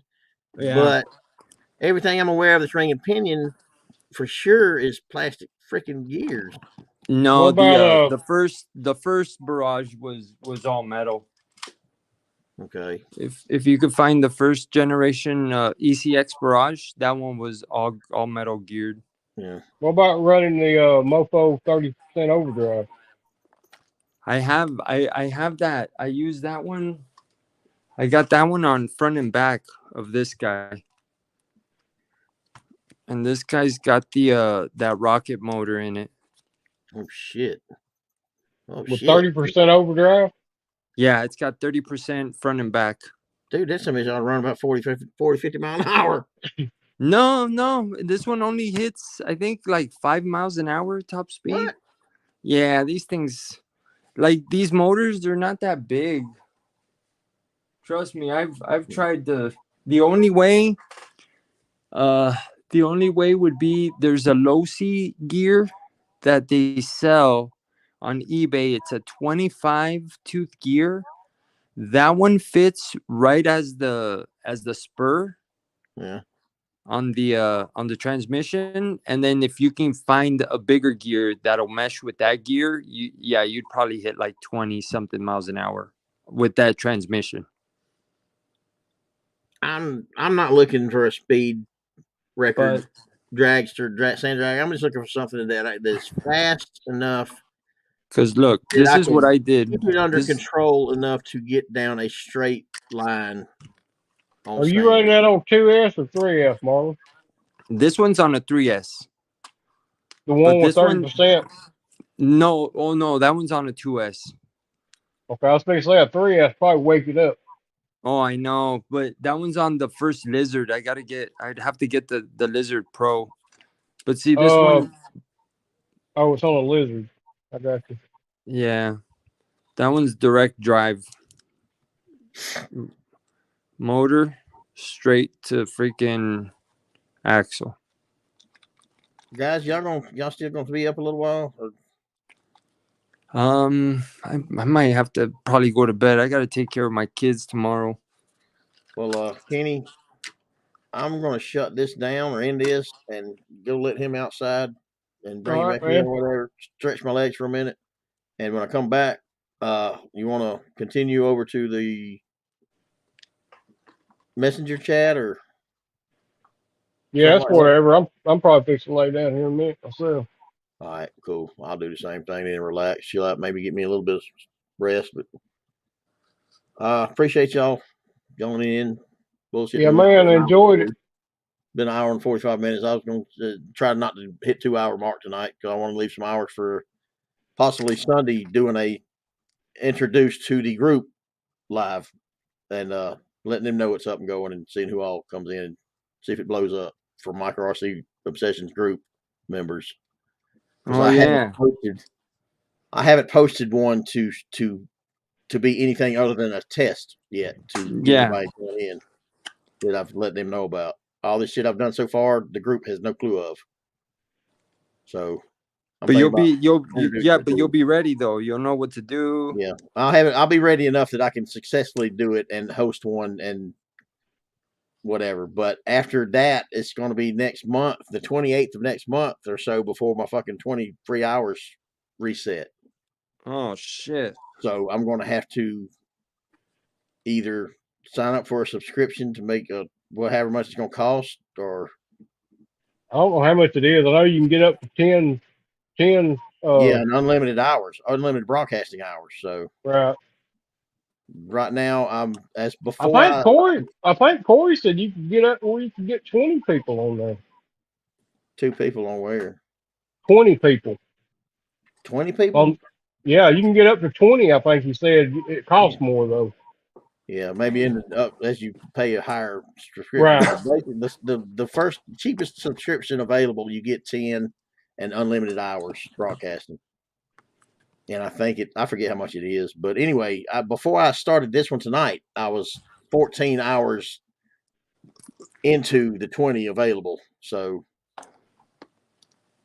and some change. So less than 6 hours available. And this is eating up an hour and 47 minutes of it so far. So that'll leave me plenty of time to host one more Sunday or so for the group and let them know, hey, it's here, it's open and available, but it'll be another month before I have another one. Actually, it won't be that long because we're already, what's today's date? The 18th, something like that? I don't know. So it's, over halfway through the month, so it'll only be a couple of weeks, but still, I don't know. I think it's time to introduce and let them know it's underway anyway. Let them come give me some subs anyway. Shit, let them, hey, I got a channel, come sub up, damn it. You 1,600, all 1,600 you fuckers, or I'm gonna start removing members. You're gonna turn that group into a dictatorship. Yeah, I'm gonna put my iron fist down, get a big statue of me made and fucking post it as the damn banner picture from now on. Make sure you pin it to the top so it stays up. Yeah, that's what I'm saying. It's got to be seen every damn time. Every time somebody logs on. Yeah, put out or get out. I'm gonna start welcoming everybody to welcome to my fucking domain. That's funny. And if you want anything to fucking represent anything with, you're gonna have to pay for it. Nothing's free anymore. And nothing. It's true. You're right. I wouldn't do that shit. I did this shit to fucking help people, man. And I'm doing the same thing with the YouTube channel. I'm going to do the same thing with Instagram. I want to do what I can to contribute back to this hobby, like everybody else that has contributed to it to make it what it is today and getting better every day. So I'm bringing more and more people into it at all ages. I just prefer an adult crowd myself to follow my stuff. Yeah. But, I love it. I enjoy it. I've realized that so many people, that more people than I ever imagined get the therapy out of it that has affected and changed their life the way it has, more than me, more than it has mine. And I just realized that it's done it for others, and I'm glad I can help. Did y'all see that crawling video? What's that? Y'all see that rock crawling video I posted? On the group? Yeah. I haven't been on there in a couple of days or so to I don't know if I don't think I posted it on Micro yet. I'll have to go find it and share it over there. Was it the old school one? Yeah. I did. I saw it. I did see it. I didn't watch it. You posted it on the group chat, I think. Yeah, I think. Yeah, that was something to do with the group. That was That was probably one of the first crawling videos ever made. Yeah, you tell me you was gonna post it. I remember you, and yeah, I seen where you posted, but I hadn't watched it yet. That's awesome. Because You can honestly, see I've that been so tired and sleep deprived starting last you can Friday. see the green TXT on there getting her done. Is the green one? Yeah. We wasn't actually doing a comp that day. We was just doing the video. Yeah. So I was kind of showing off. Yeah, you didn't even have fucking internet to share that shit with back then, did you? No. That's crazy. What? Hey, I just made a video just to have something to damn look back on and enjoy reminiscing on. Right. I'm glad my buddy found that. That's cool. Mm-hmm. I've got a DVD with some video footage of me on Deal's Gap, staying in front and preventing the guy filming me with much more experience in that area on that road than I had, preventing him from getting around me because I was shutting him out. I was like, nope, you ain't getting around me. It was a challenge to me. I was gonna show him how Fat Boy could ride better than him and compete with him because I didn't look the part as far as being able to have the ability that I do or did and on a sport bike, with fucking sharp corners and high speeds and shit I did the way I rode, man. I did not look like I could ride like I did. Yeah. And it used to fucking be so funny and so entertaining to me and my good close circle of buddies that when people that we didn't know or didn't know me would see me and they would hear them mumbling under their breath and, like, what's this fat fucker going to do? He ain't gonna be able to keep up with us. And me get out and fucking, they be the ones end up in the ditch instead of me trying to keep up with me.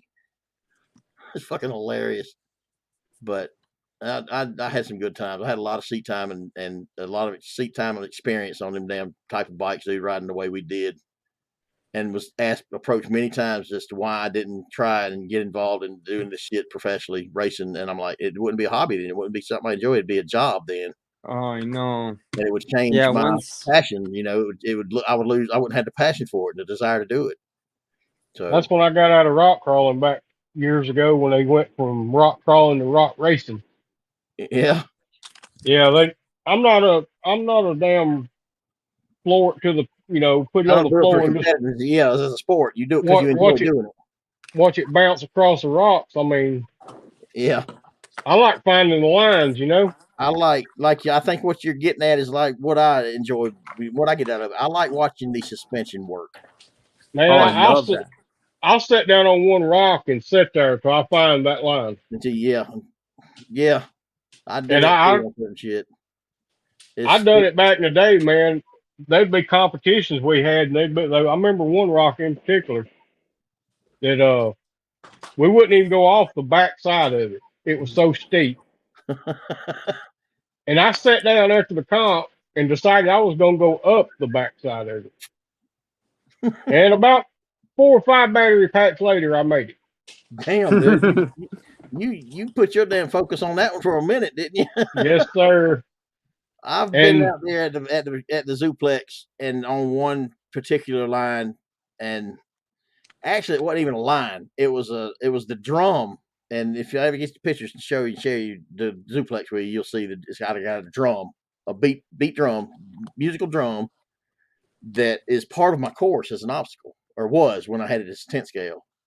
And it was the most difficult, challenging, fucking Capra defeating obstacle on the course. And the only time I've ever got up over it, it took me, I got focused on it like you did. Not as long as you did on that, but because I couldn't stand there, I couldn't deal with it that long. But I got comfortable in a chair one evening, that I was comfortable enough that I could sit there for about an hour and a half. And I put everything I had at that fucking drum with that Capra until I found that right line, that right angle, and that right bite with the right side tire and the right lug to get what I needed to get that motherfucker up over that damn obstacle. And I was like, hell yeah. Oh, yeah. I told you that nobody didn't see it or witness it. I wasn't recording it, but I'm like, to myself, the gratification and the fucking joy. Oh, yeah. It's an accomplishment. Yeah, man. Yeah, everybody went nuts when I made it up that rock That's that night. I feel that, guy, but I didn't have a crowd to experience it with me and boost me on even more. But Oh yeah, we was all camping out at Buck's Pocket State Park when we had that comp. and then there's been And other times on rocks, on boulders, like you talking about getting up. That is my buddy. I think he got up at one time or almost got up at one time, and it got my attention to where I think I might get try. Let me see what I can do with it. Got on it at the Boy Scout camp. It's one of the fire pit rocks that they had around the fire pit in one of the campsites, and it was a huge boulder, and it was a straight up and down. It was a 90-degree line to get on it, and me and him got there and took turns back and forth, and we were there probably about an hour. And another experience, another feeling is when you're there. You think oh God, I got it. Oh God, I get excited. And it's like the closest you've been in the whole hour of making it, and just it fall back off of you right there when you thought you got it. I'm like, oh, the disappointment, dude. yep. I tried so hard all the time and it just fucking failed again.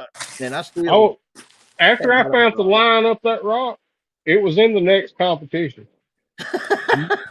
it was a bonus gate. It was a bonus gate. Yeah, but it was in the next comp. You had to get up because it was proven that it is possible to be made. Yes, sir. Hey, after I made it the first time, I drove right up. Yeah, the you drive second up every time you want to after that. Yep. I've got a couple of spots back here that I've made it up one time and one time only, and hadn't really went back and tried to see if I could still get up at that again any easier yet. But I don't drive them as much as I tinker with them outside as much as I do inside, and build them and modding them and whatever, putting them together, changing them in some way. I just like fucking wrenching on them, dude. I get therapy like that more than I do out of driving them a lot. I know, me too. Because I enjoy working on them. I know, I love working on them. Like I love driving it, but sometimes like I feel like when I'm building it, I feel like it's gonna do more than what it really does when I go and I mess with it. Yeah, if that makes any sense. Yeah, it does. It makes perfect sense, and that's something. You know what I mean? I've tried to better myself at not having happen. Yeah, no, like I do want to drive them enough and test them enough to know and realize and know whether or not that what I'm doing, that everybody is so inspired by, that they think that's a cool bit. They like the builds, and by looking at them, they think that they're as capable as they are or aren't. But I want to verify that they are at least as capable as they look that they could be. And right. So far, that's how I feel. So far, I think I've done a pretty good job on the two that I've built ground up. Well, the deadbolt with a donor and the ground up creepazoid. I think I've done pretty good on them. But I don't have anybody here to challenge me with any equal or better build to be able to be proven wrong. So I can't say that's fact that they crawl as good as they're as capable as they look. So I don't know. It's all on the driver, I know, most of the time. But no, the capability of that rig's got a lot to fucking do with it too. You got to have a rig, but like you said, you got to have a driver behind. You got to know how to drive it as well. You got to know how to apply that upgrade or that performance. You got to know how to use it. So yep. And, you could tell. I've done pretty good because I've kept that in mind during my builds. So no, you know how you could tell a good driver when he's hitting like consecutive lines, and you can tell where his tire placement is right before the line. You know what I mean? Like if he's setting. What about that driver with that skill level is that good a driver on a strange an unfamiliar line though? Is there any way of telling someone's better than someone else as far as no, because as far as unfamiliar lines, that's just experience. You know, a good driver is gonna find the line.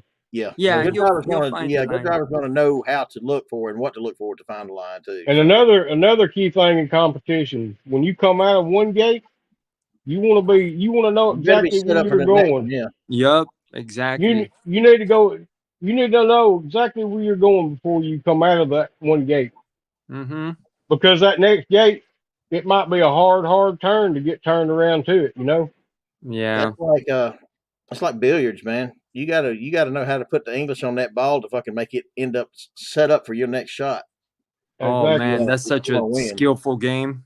And that's something I've been pretty privy to be knowledgeable and skillful at in my life. So I shot And run the same rig. Run that same fucking run that motherfucker. Oh yeah, you gotta learn it. Run it every time. Over and over. You gotta know. You need to know what that truck's gonna do before it does it. Yep, exactly. Yeah, and that's the only way to do it is if you get used to your rig. I'm not that good a driver with my rigs because I don't drive them enough to be familiar enough with them to know. I've preached that to guys back in the day, man. They would change rigs like they changed underwear. Mm-hmm. I have a buddy. He's constantly tuning his rig.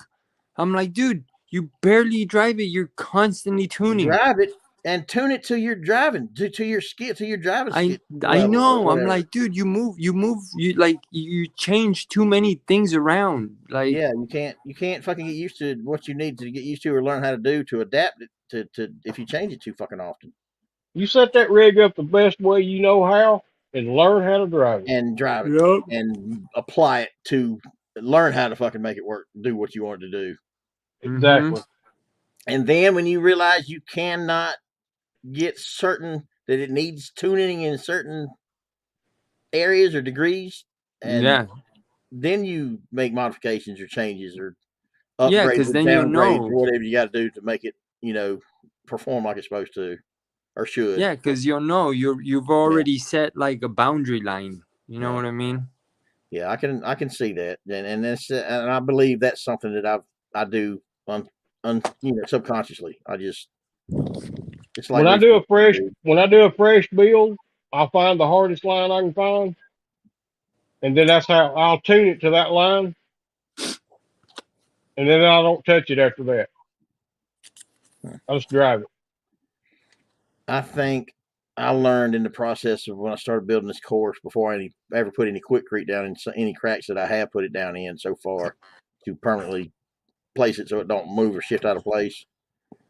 Before I did that, I learned that maybe I need to build my course around my rigs, not build my rigs around or build the course around or course around my rigs around my course. So I learned, I don't know how to word it. There's how to place shit and how to, because I don't know just right off the riff. I don't know where to start, making an obstacle that's going to be challenging, not too easy, not too hard, but challenging enough that it keeps my interest that I won't want to change it after I make it up one time. It'll be something I can keep interested in wanting to do and enjoy accomplishing when I do every time, but it not be so fucking easy that it's boring, I know that happens too. You need some big rocks. What I've had to do, which gives me an idea of I think I'm going in the right direction, is build my course. How do I word this? Depending on my rig's capability. So I guess build the course around the rigs, I guess is the way I'm doing it now to learn how to do it. So what I've built in a rig to put on the course doesn't just crawl over it like a fucking bug on a fucking dry day, like, just fucking just accomplished and there ain't no fucking challenge. Yeah, that's boring. So I build shit to where these that I've built, that I've modified, are play hell getting up it, but can do it. I want it to be challenging with my best performers. I know. I like seeing the struggle. I like seeing these things struggle uphill. I like it to keep my interest, and if it's something I know is possible, that by God I know this rig can do this, and not give up and find, like you said, Kenny, just sit there and find that fucking line and make it work. But shit, these two can do, the Creeper Sword and the Deadbolt, and between the two of them, I don't think one will outdo the other. I think they got different. You got to apply them in different ways, maybe, but they're not identical. You got to drive them different to accomplish the same shit. Yeah, I think they're both equally capable, pretty much, and well above capability of a stock one and even a modified one like the Bronco. I don't think it's ever going to be capable of doing or tackling what these zombies can do. And so my course is remaining interesting to me for a longer period of time than it used to when I was building it, or as I was building it, because I've learned to build it to where every one of my rigs I can enjoy them on at least some parts, somewhere on that course is a spot that everything I own can have fun doing, have fun crawling. But there's no place on it that any of them can just fucking walk right over. Like, it's no fun to try to attempt with something. With what I've built and what I've built on the course and my rigs that I can play with on it. I don't need any more. I don't need to make any changes. I don't need to make any damn more upgrades or any more changes or modifications to any of my rigs. But I'd like to make the course bigger and keep that same level of ability or difficulty for all my rigs equally, you know, but just be able to have more options as far as how long it keeps my interest, so I can stay out there longer and enjoy it longer, and have other people come out here and know the people that come out here to enjoy it get bored with it and don't want to come back, you know. So that's what I'd like to do with the course anyway. And I like natural rock type terrain and shit. I don't like imitation, like the stuff you put indoors. Yeah, I don't like mine either. It's more or less a trail. What do you call it? It's a trail course. It's a trail course versus a crawling course. Exactly. But I'm not saying it's not fun, but I prefer crawling courses for crawlers. My comp style rigs, the two I'm building now, yeah, they won't be no fun on my indoor course. Yeah, they'll just walk right around it. Yeah, I mean, they'll be a little harder to get around it in spots because they're a good bit longer than the, you know. Yeah, and mine would be like the wider problem, so, and probably a little bit longer too. But my so deadbolt and Cruiser got such a wide wheelbase, dude, for stability. I've got my green Volkswagen, and then I'm gonna build that Bronco. That'll be my main two indoor. Yeah. Truck. And the buddy of mine that I've met, and he's come here, and we were collaborating or whatever on social media or wanting to. He just had time to fucking do anything, get anything done, or accomplish anything to get started because he's worked so much and never got time off to be able to come by here before he goes home or whatever. He lives an hour away from me, but works like 15 minutes away, 20 minutes away from me. So, but I'm kind of out of his way to going to and from home. So, and he's got kids, he's got little girls and a wife, and he's got shit that he's got to take care of at home and blah, blah, blah, blah. So it's a time factor, it's a time matter or whatever. And I've got nothing but time. Just don't have the ability or whatever to travel, to go to other people's place. I've got one of my old comp crawling buddies. He lives probably 15 minutes from me. He got him 3 SCX 24s a while back. He's come over a few times to crawl with me. Cool. Well, Josh, anyway, let's get it with him.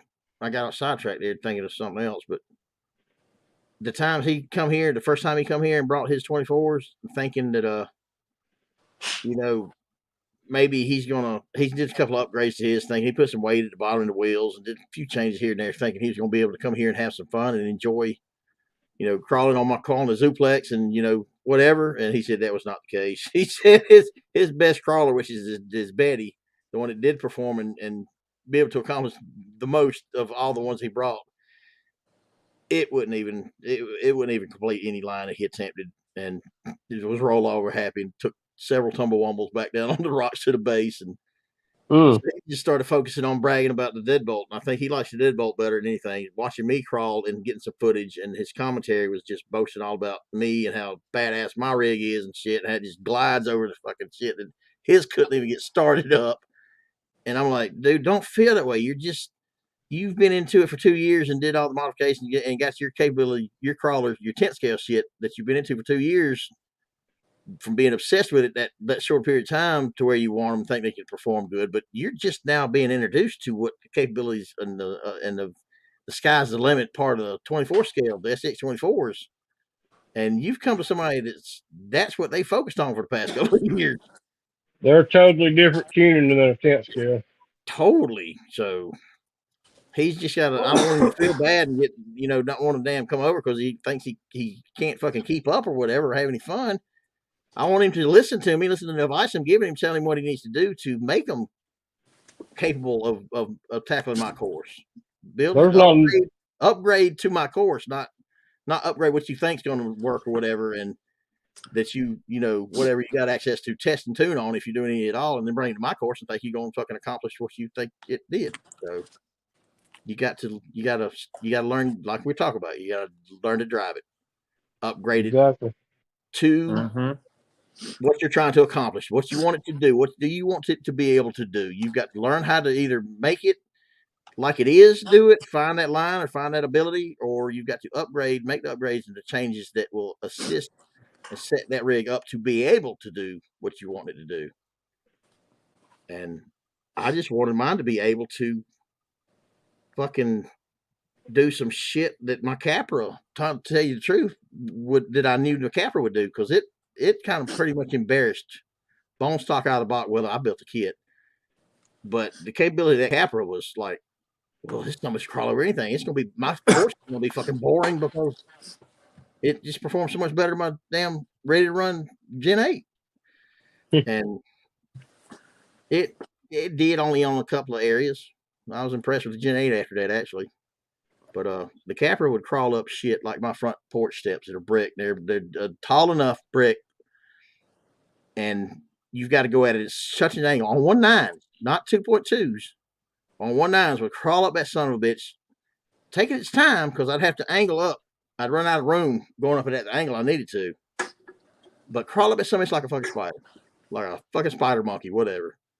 And it impressed Benjamin Carpenter so much that he boasted so goddamn bad about it. I'm like, dude, you're embarrassing me. You're fucking bragging about my shit so much. I do not think that.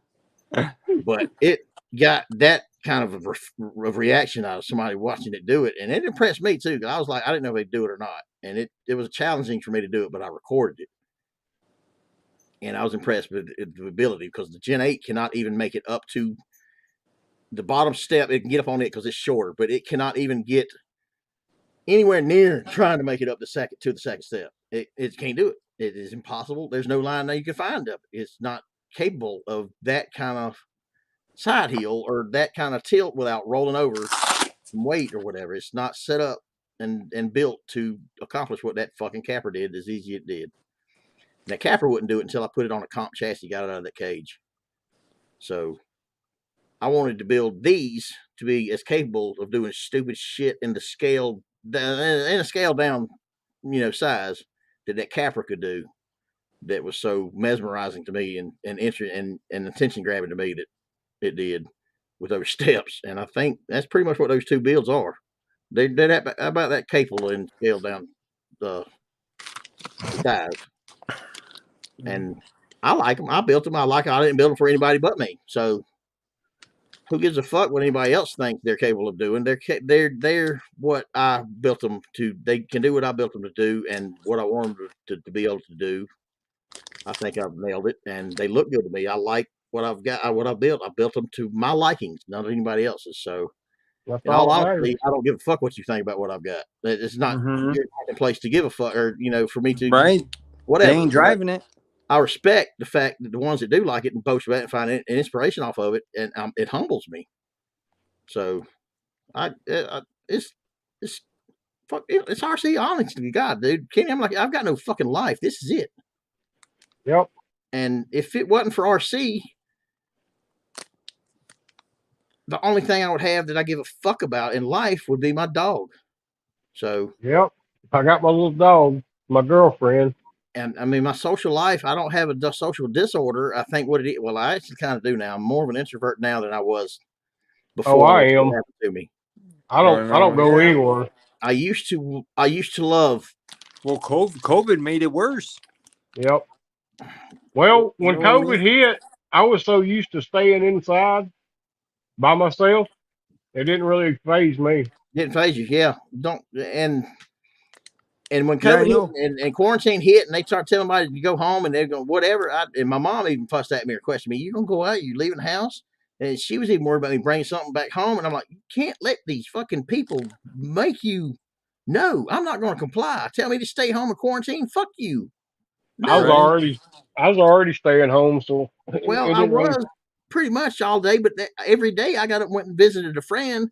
It's a routine. I've done it for 4 or 5 years now. It become routine. So we'd hang out with him, bullshit with him, check on him stay for maybe an hour, chill out, and that was my socializing. If me and him and maybe one other dude who was in our circle, anybody outside that come into that circle, it made me uncomfortable. I left early. I don't hang around many people. I don't like crowds. I've got to be comfortable with you and know you to open up and be willing to fucking physically hang around you in person. I'm sorry, it's not you, it's me, but maybe it is you. So that's the way I'm now. I don't deal with people very well at all in groups. Who is it that made a statement? People are fucking idiots, but a person is smart, or an individual is Be smart, or something like be that. cautioner. People. That makes sense. A person is smart. People are dumb. Yeah, people are dumb. A person is smart, and that's pretty accurate saying. But I'm an introvert now more than I ever was before. Not necessarily COVID, but before my situation with my disability and that battle I did so fucking alone, and thinking that the goddamn friends that I thought were friends would at least reach out and contact or check on me, make sure I'm still breathing. Because all of a sudden I'm there and for so long and so liked and loved and respected, and yeah, I got you, brother, you boy, yeah, and then never fucking hear from him again. If you're gonna check on me for the 6 years it took me that I was in the pain and shit I was in, fuck, I don't have no goddamn friends. I went through the So same thing, man. I've got two. My best friend that I'm the godfather of his 20-something-year-old daughter now, that's got her own family started, and he's so busy I haven't stayed in constant contact with him because he's fire department, he's fireman, and he's part-time fucking EMT, and he's always working. And he has a life of his own that I respect. He got divorced and he met some other body else, and his life, our life itself, sent us in different directions. He had a family and a work life to uphold and respond to, or be responsible for, and I had a disability that prevented me from getting out and being able to do anything besides have somebody come to me if they would and visit and check on me. So life led us the other way, but we still friends. To this day, I can call him or text him and say, brother, I love you. I miss you. Can you help me? I need some help. He would drop what he's fucking doing and come help me. And another one that would probably do the same fucking thing I've known just about as long as I damn have the other one, the one or the other. It's 30 fucking years at least. Those two guys have been in my life and are still in my life and still in contact. The other one that ain't a fireman, more contact with him on a regular basis, more regular basis than the fireman. Actually, I'm trying to get him come and get involved with crawling and me and him start hanging around more together. And he's been in RCs in the past, and I know he likes that kind of shit. So I'm trying to bring him back into more often, contact. But two fucking friends that will do shit for me that are true friends that I've known as long as I have. But as far as somebody every day, a friendship that I used to have with them, like everyday contact, just hanging around and always together and always doing something together, friendship, bonding, and just got each other back, and just all the interests we had in common together. And I don't have that. I've got a dog as a companion. I've got a fucking dog as a ride or die partner, and I've got my dad left out of my parents and my sister, and under the same house, under the same roof. I'm not as close to them as far as hanging out and enjoying time together and shit. I don't do that. I don't have that even with them now while they're here, because my fucking pain it prevents me from being able to physically go do shit and hang out and do shit with them, to spend time with them. So I've got nothing but RC and my dog. Man, Christian, you don't smoke, huh? Weed? Yeah. I don't necessarily smoke weed flower, but I vape THC carts, and I will smoke weed if it's offered to me outside, away from my property or household, because it helps. It does help with the pain a little bit. Like not as far as like take it away, but it didn't as much as Delta 8 makes you forget about it a little bit. It helps a lot of things. The Delta 8 that I've just recently switched over to, the legal version of it here in Georgia, helps better with my pain than the regular THC carts, the illegal ones, did. And I don't know if it's because of the strains I was only able to get a No, hold of. those illegal carts are garbage. Well, that shit's nasty. That shit all comes from over here. Even the weed, the bud, like my neighbor smokes it, and occasionally I go over there and smoke flower with him, and it didn't do for me for pain what the Delta 8 carts do or the Delta 8 THC does. So it does help. You're right, it helps, but my pain is more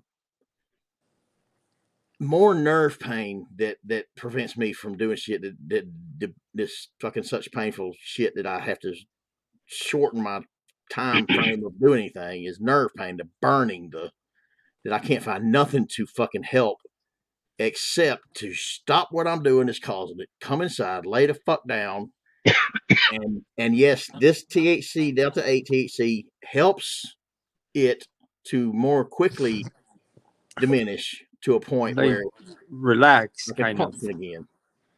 I mean, I'll come in here, dude. I'll be breathing and hustling and making so much goddamn noises and grunting, and it ain't because I'm just a loudmouth motherfucker that I'm faking and wanting attention. It's because it's making me. It'll stutter my fucking breathing. I can't take a goddamn breath. It'll be so painful, and I can't describe it accurately enough to get you to understand how painful it is. I would challenge a fucking woman having a baby's pain to goddamn what I deal with. Put it that way, and think that it's not any more than what I deal with. I think sometimes I would gladly have some goddamn big old fucking forehead skull come popping out my asshole than deal with the fucking level of burning pain that I deal with in my back and my sciatic nerve and down my fucking back and spine and hips. Oh yeah, no, that shit hurts. I get can't, that. It gets so, it's way past my tolerance level on only occasions. And on those occasions, I'm just short of not blacking out from the pain, from just that bad, that intense. And the only thing I can find to help it any mild fucking bit nowadays, besides fucking Percocet or oxycodone, that I will not be taking again and getting addicted to and having it fuck me up like it does everybody I know that's addicted to Oxycontin, is THC. Delta 8, better than the regular weed. So yeah, it helps, but it still don't get rid of it enough to. It still don't help enough to where it will help me get any better quality of life out of fucking being able to do shit that I try to do or would like to do any longer period of time than I am capable of doing now, with or without it. So, but yeah, I smoke it. I'm goddamn, if I had somebody else fucking cram some goddamn crack in my fucking face, say, try to see if it'll help. I'd love to fucking try it to see if it fucking helps any better than anything else. But it don't stop. And the only thing I think that will really fucking help get rid of it is the slim chance that corrective surgery of some sorts would accomplish doing. And I'm not willing to take that chance. I'm sorry. Until it cripples me so much to where I can no longer, like it did with the hips, put me in a wheelchair and I can no longer walk on my own or stand on my own out of my own strength, then I'll consider surgeries. Yeah. But until then, it ain't happening. And they even asked me, they wanted me to come in and be a pincushion for nerve. You need some of that. You need some of that California stuff. I need some real medicinal shit. Yeah, and man, I've had some pins from California, and they are amazing. Yeah, the real ones. Yeah. Yeah, the real ones. Well, the real pins that I was getting come from Colorado.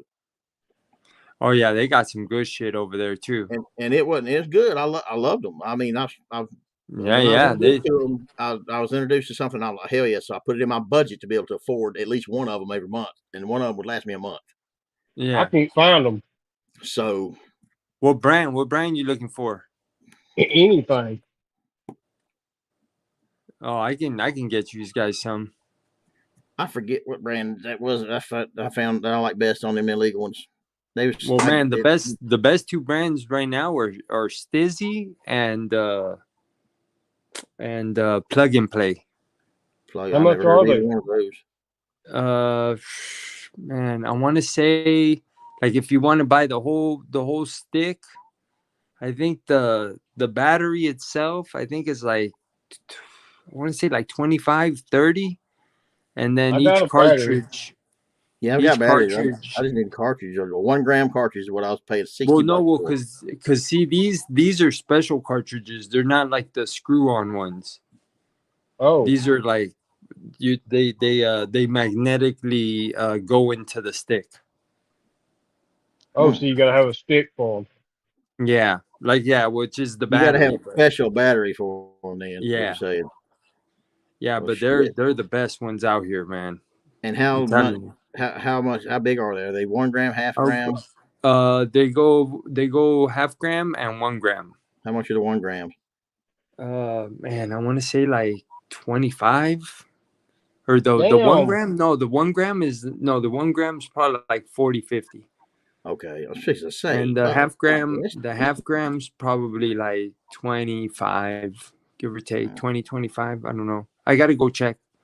The carts I get here, the illegal ones are $60 for 1 gram, and they take they are the 510 thread, whatever. Use these pins like the ooze adjustable.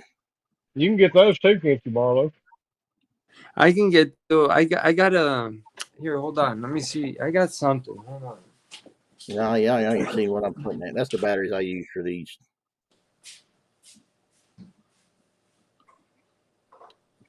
But as far as brands that I've been most recently available, as far as the illegal ones, are Sauce. Have you heard of that?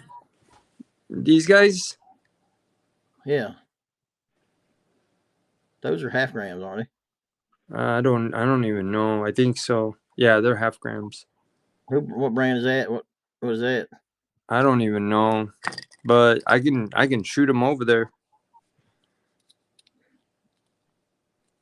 I don't know if we need to take the chance of all of us going to fucking jail for sending that shit through the mail illegally or not, dude. Oh, I know.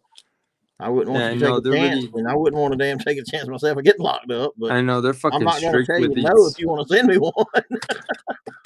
I'll try to sneak some in there. I think people put them in the mail. I've had edibles sent to me illegally, but I wasn't really worried about that. I don't think they can detect them pins. I don't know. I don't know if they can or not. I mean, how would they? It's sealed up in a glass jar. In an X-ray. Yeah, no, they could. No, they can't. They can't hit everything. They can't hit every box. That's just crazy. But the boxes they do hit, if it's got a cartridge in it, I wonder if they know or are familiar with what they look like. Nah, I doubt 1 or 2 is gonna. I doubt 1 or 2 is gonna. They're probably looking for thousands. Yeah, they're probably looking for an abundance amount. Yeah, they're looking for big 1 or 2. They're looking for big fish. Hell, I don't know. What do you want for one of those? No, I don't want anything. You can have them, dude. That's you got my address, people. Huh? I'll send you 2 each. All right, man. They go on the 510. I'm pretty sure they're the screw-on ones. Yeah, they're the 510. They look like it in the picture. Hold on, let me see. I can't see them that good. I'll verify it, Kenny, if he gets that cap off. It looks like it with the cap on to me. Jesus, I can't even freaking get this damn cap off.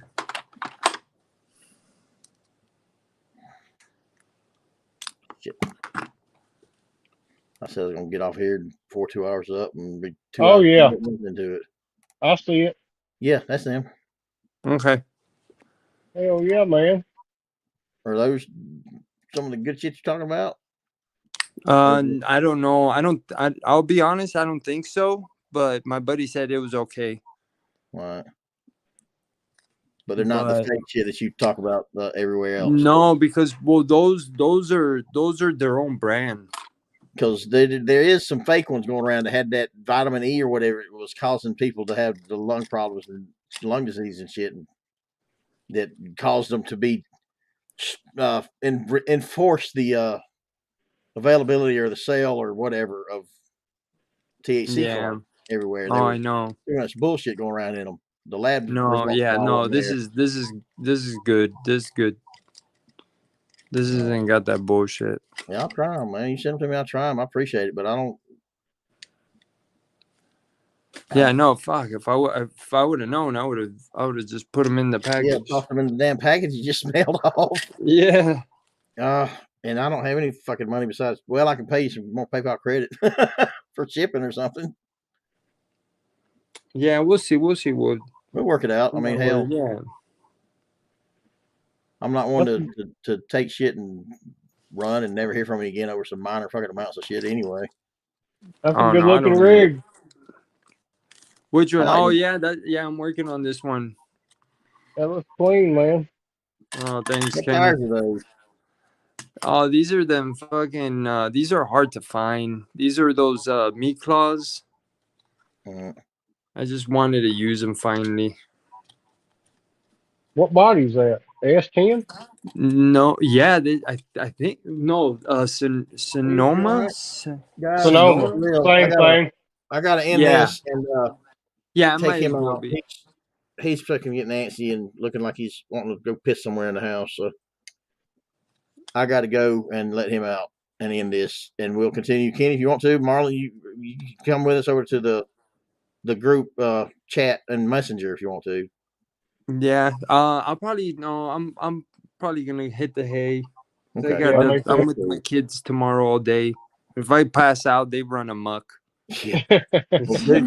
Y'all, I've enjoyed it. I appreciate y'all joining in, and I enjoyed the conversation with that. I know, me too, man. I like good you times. guys. We had fun. Y'all are cool to talk to. Cool. Yeah, y'all are cool people, man. Good people.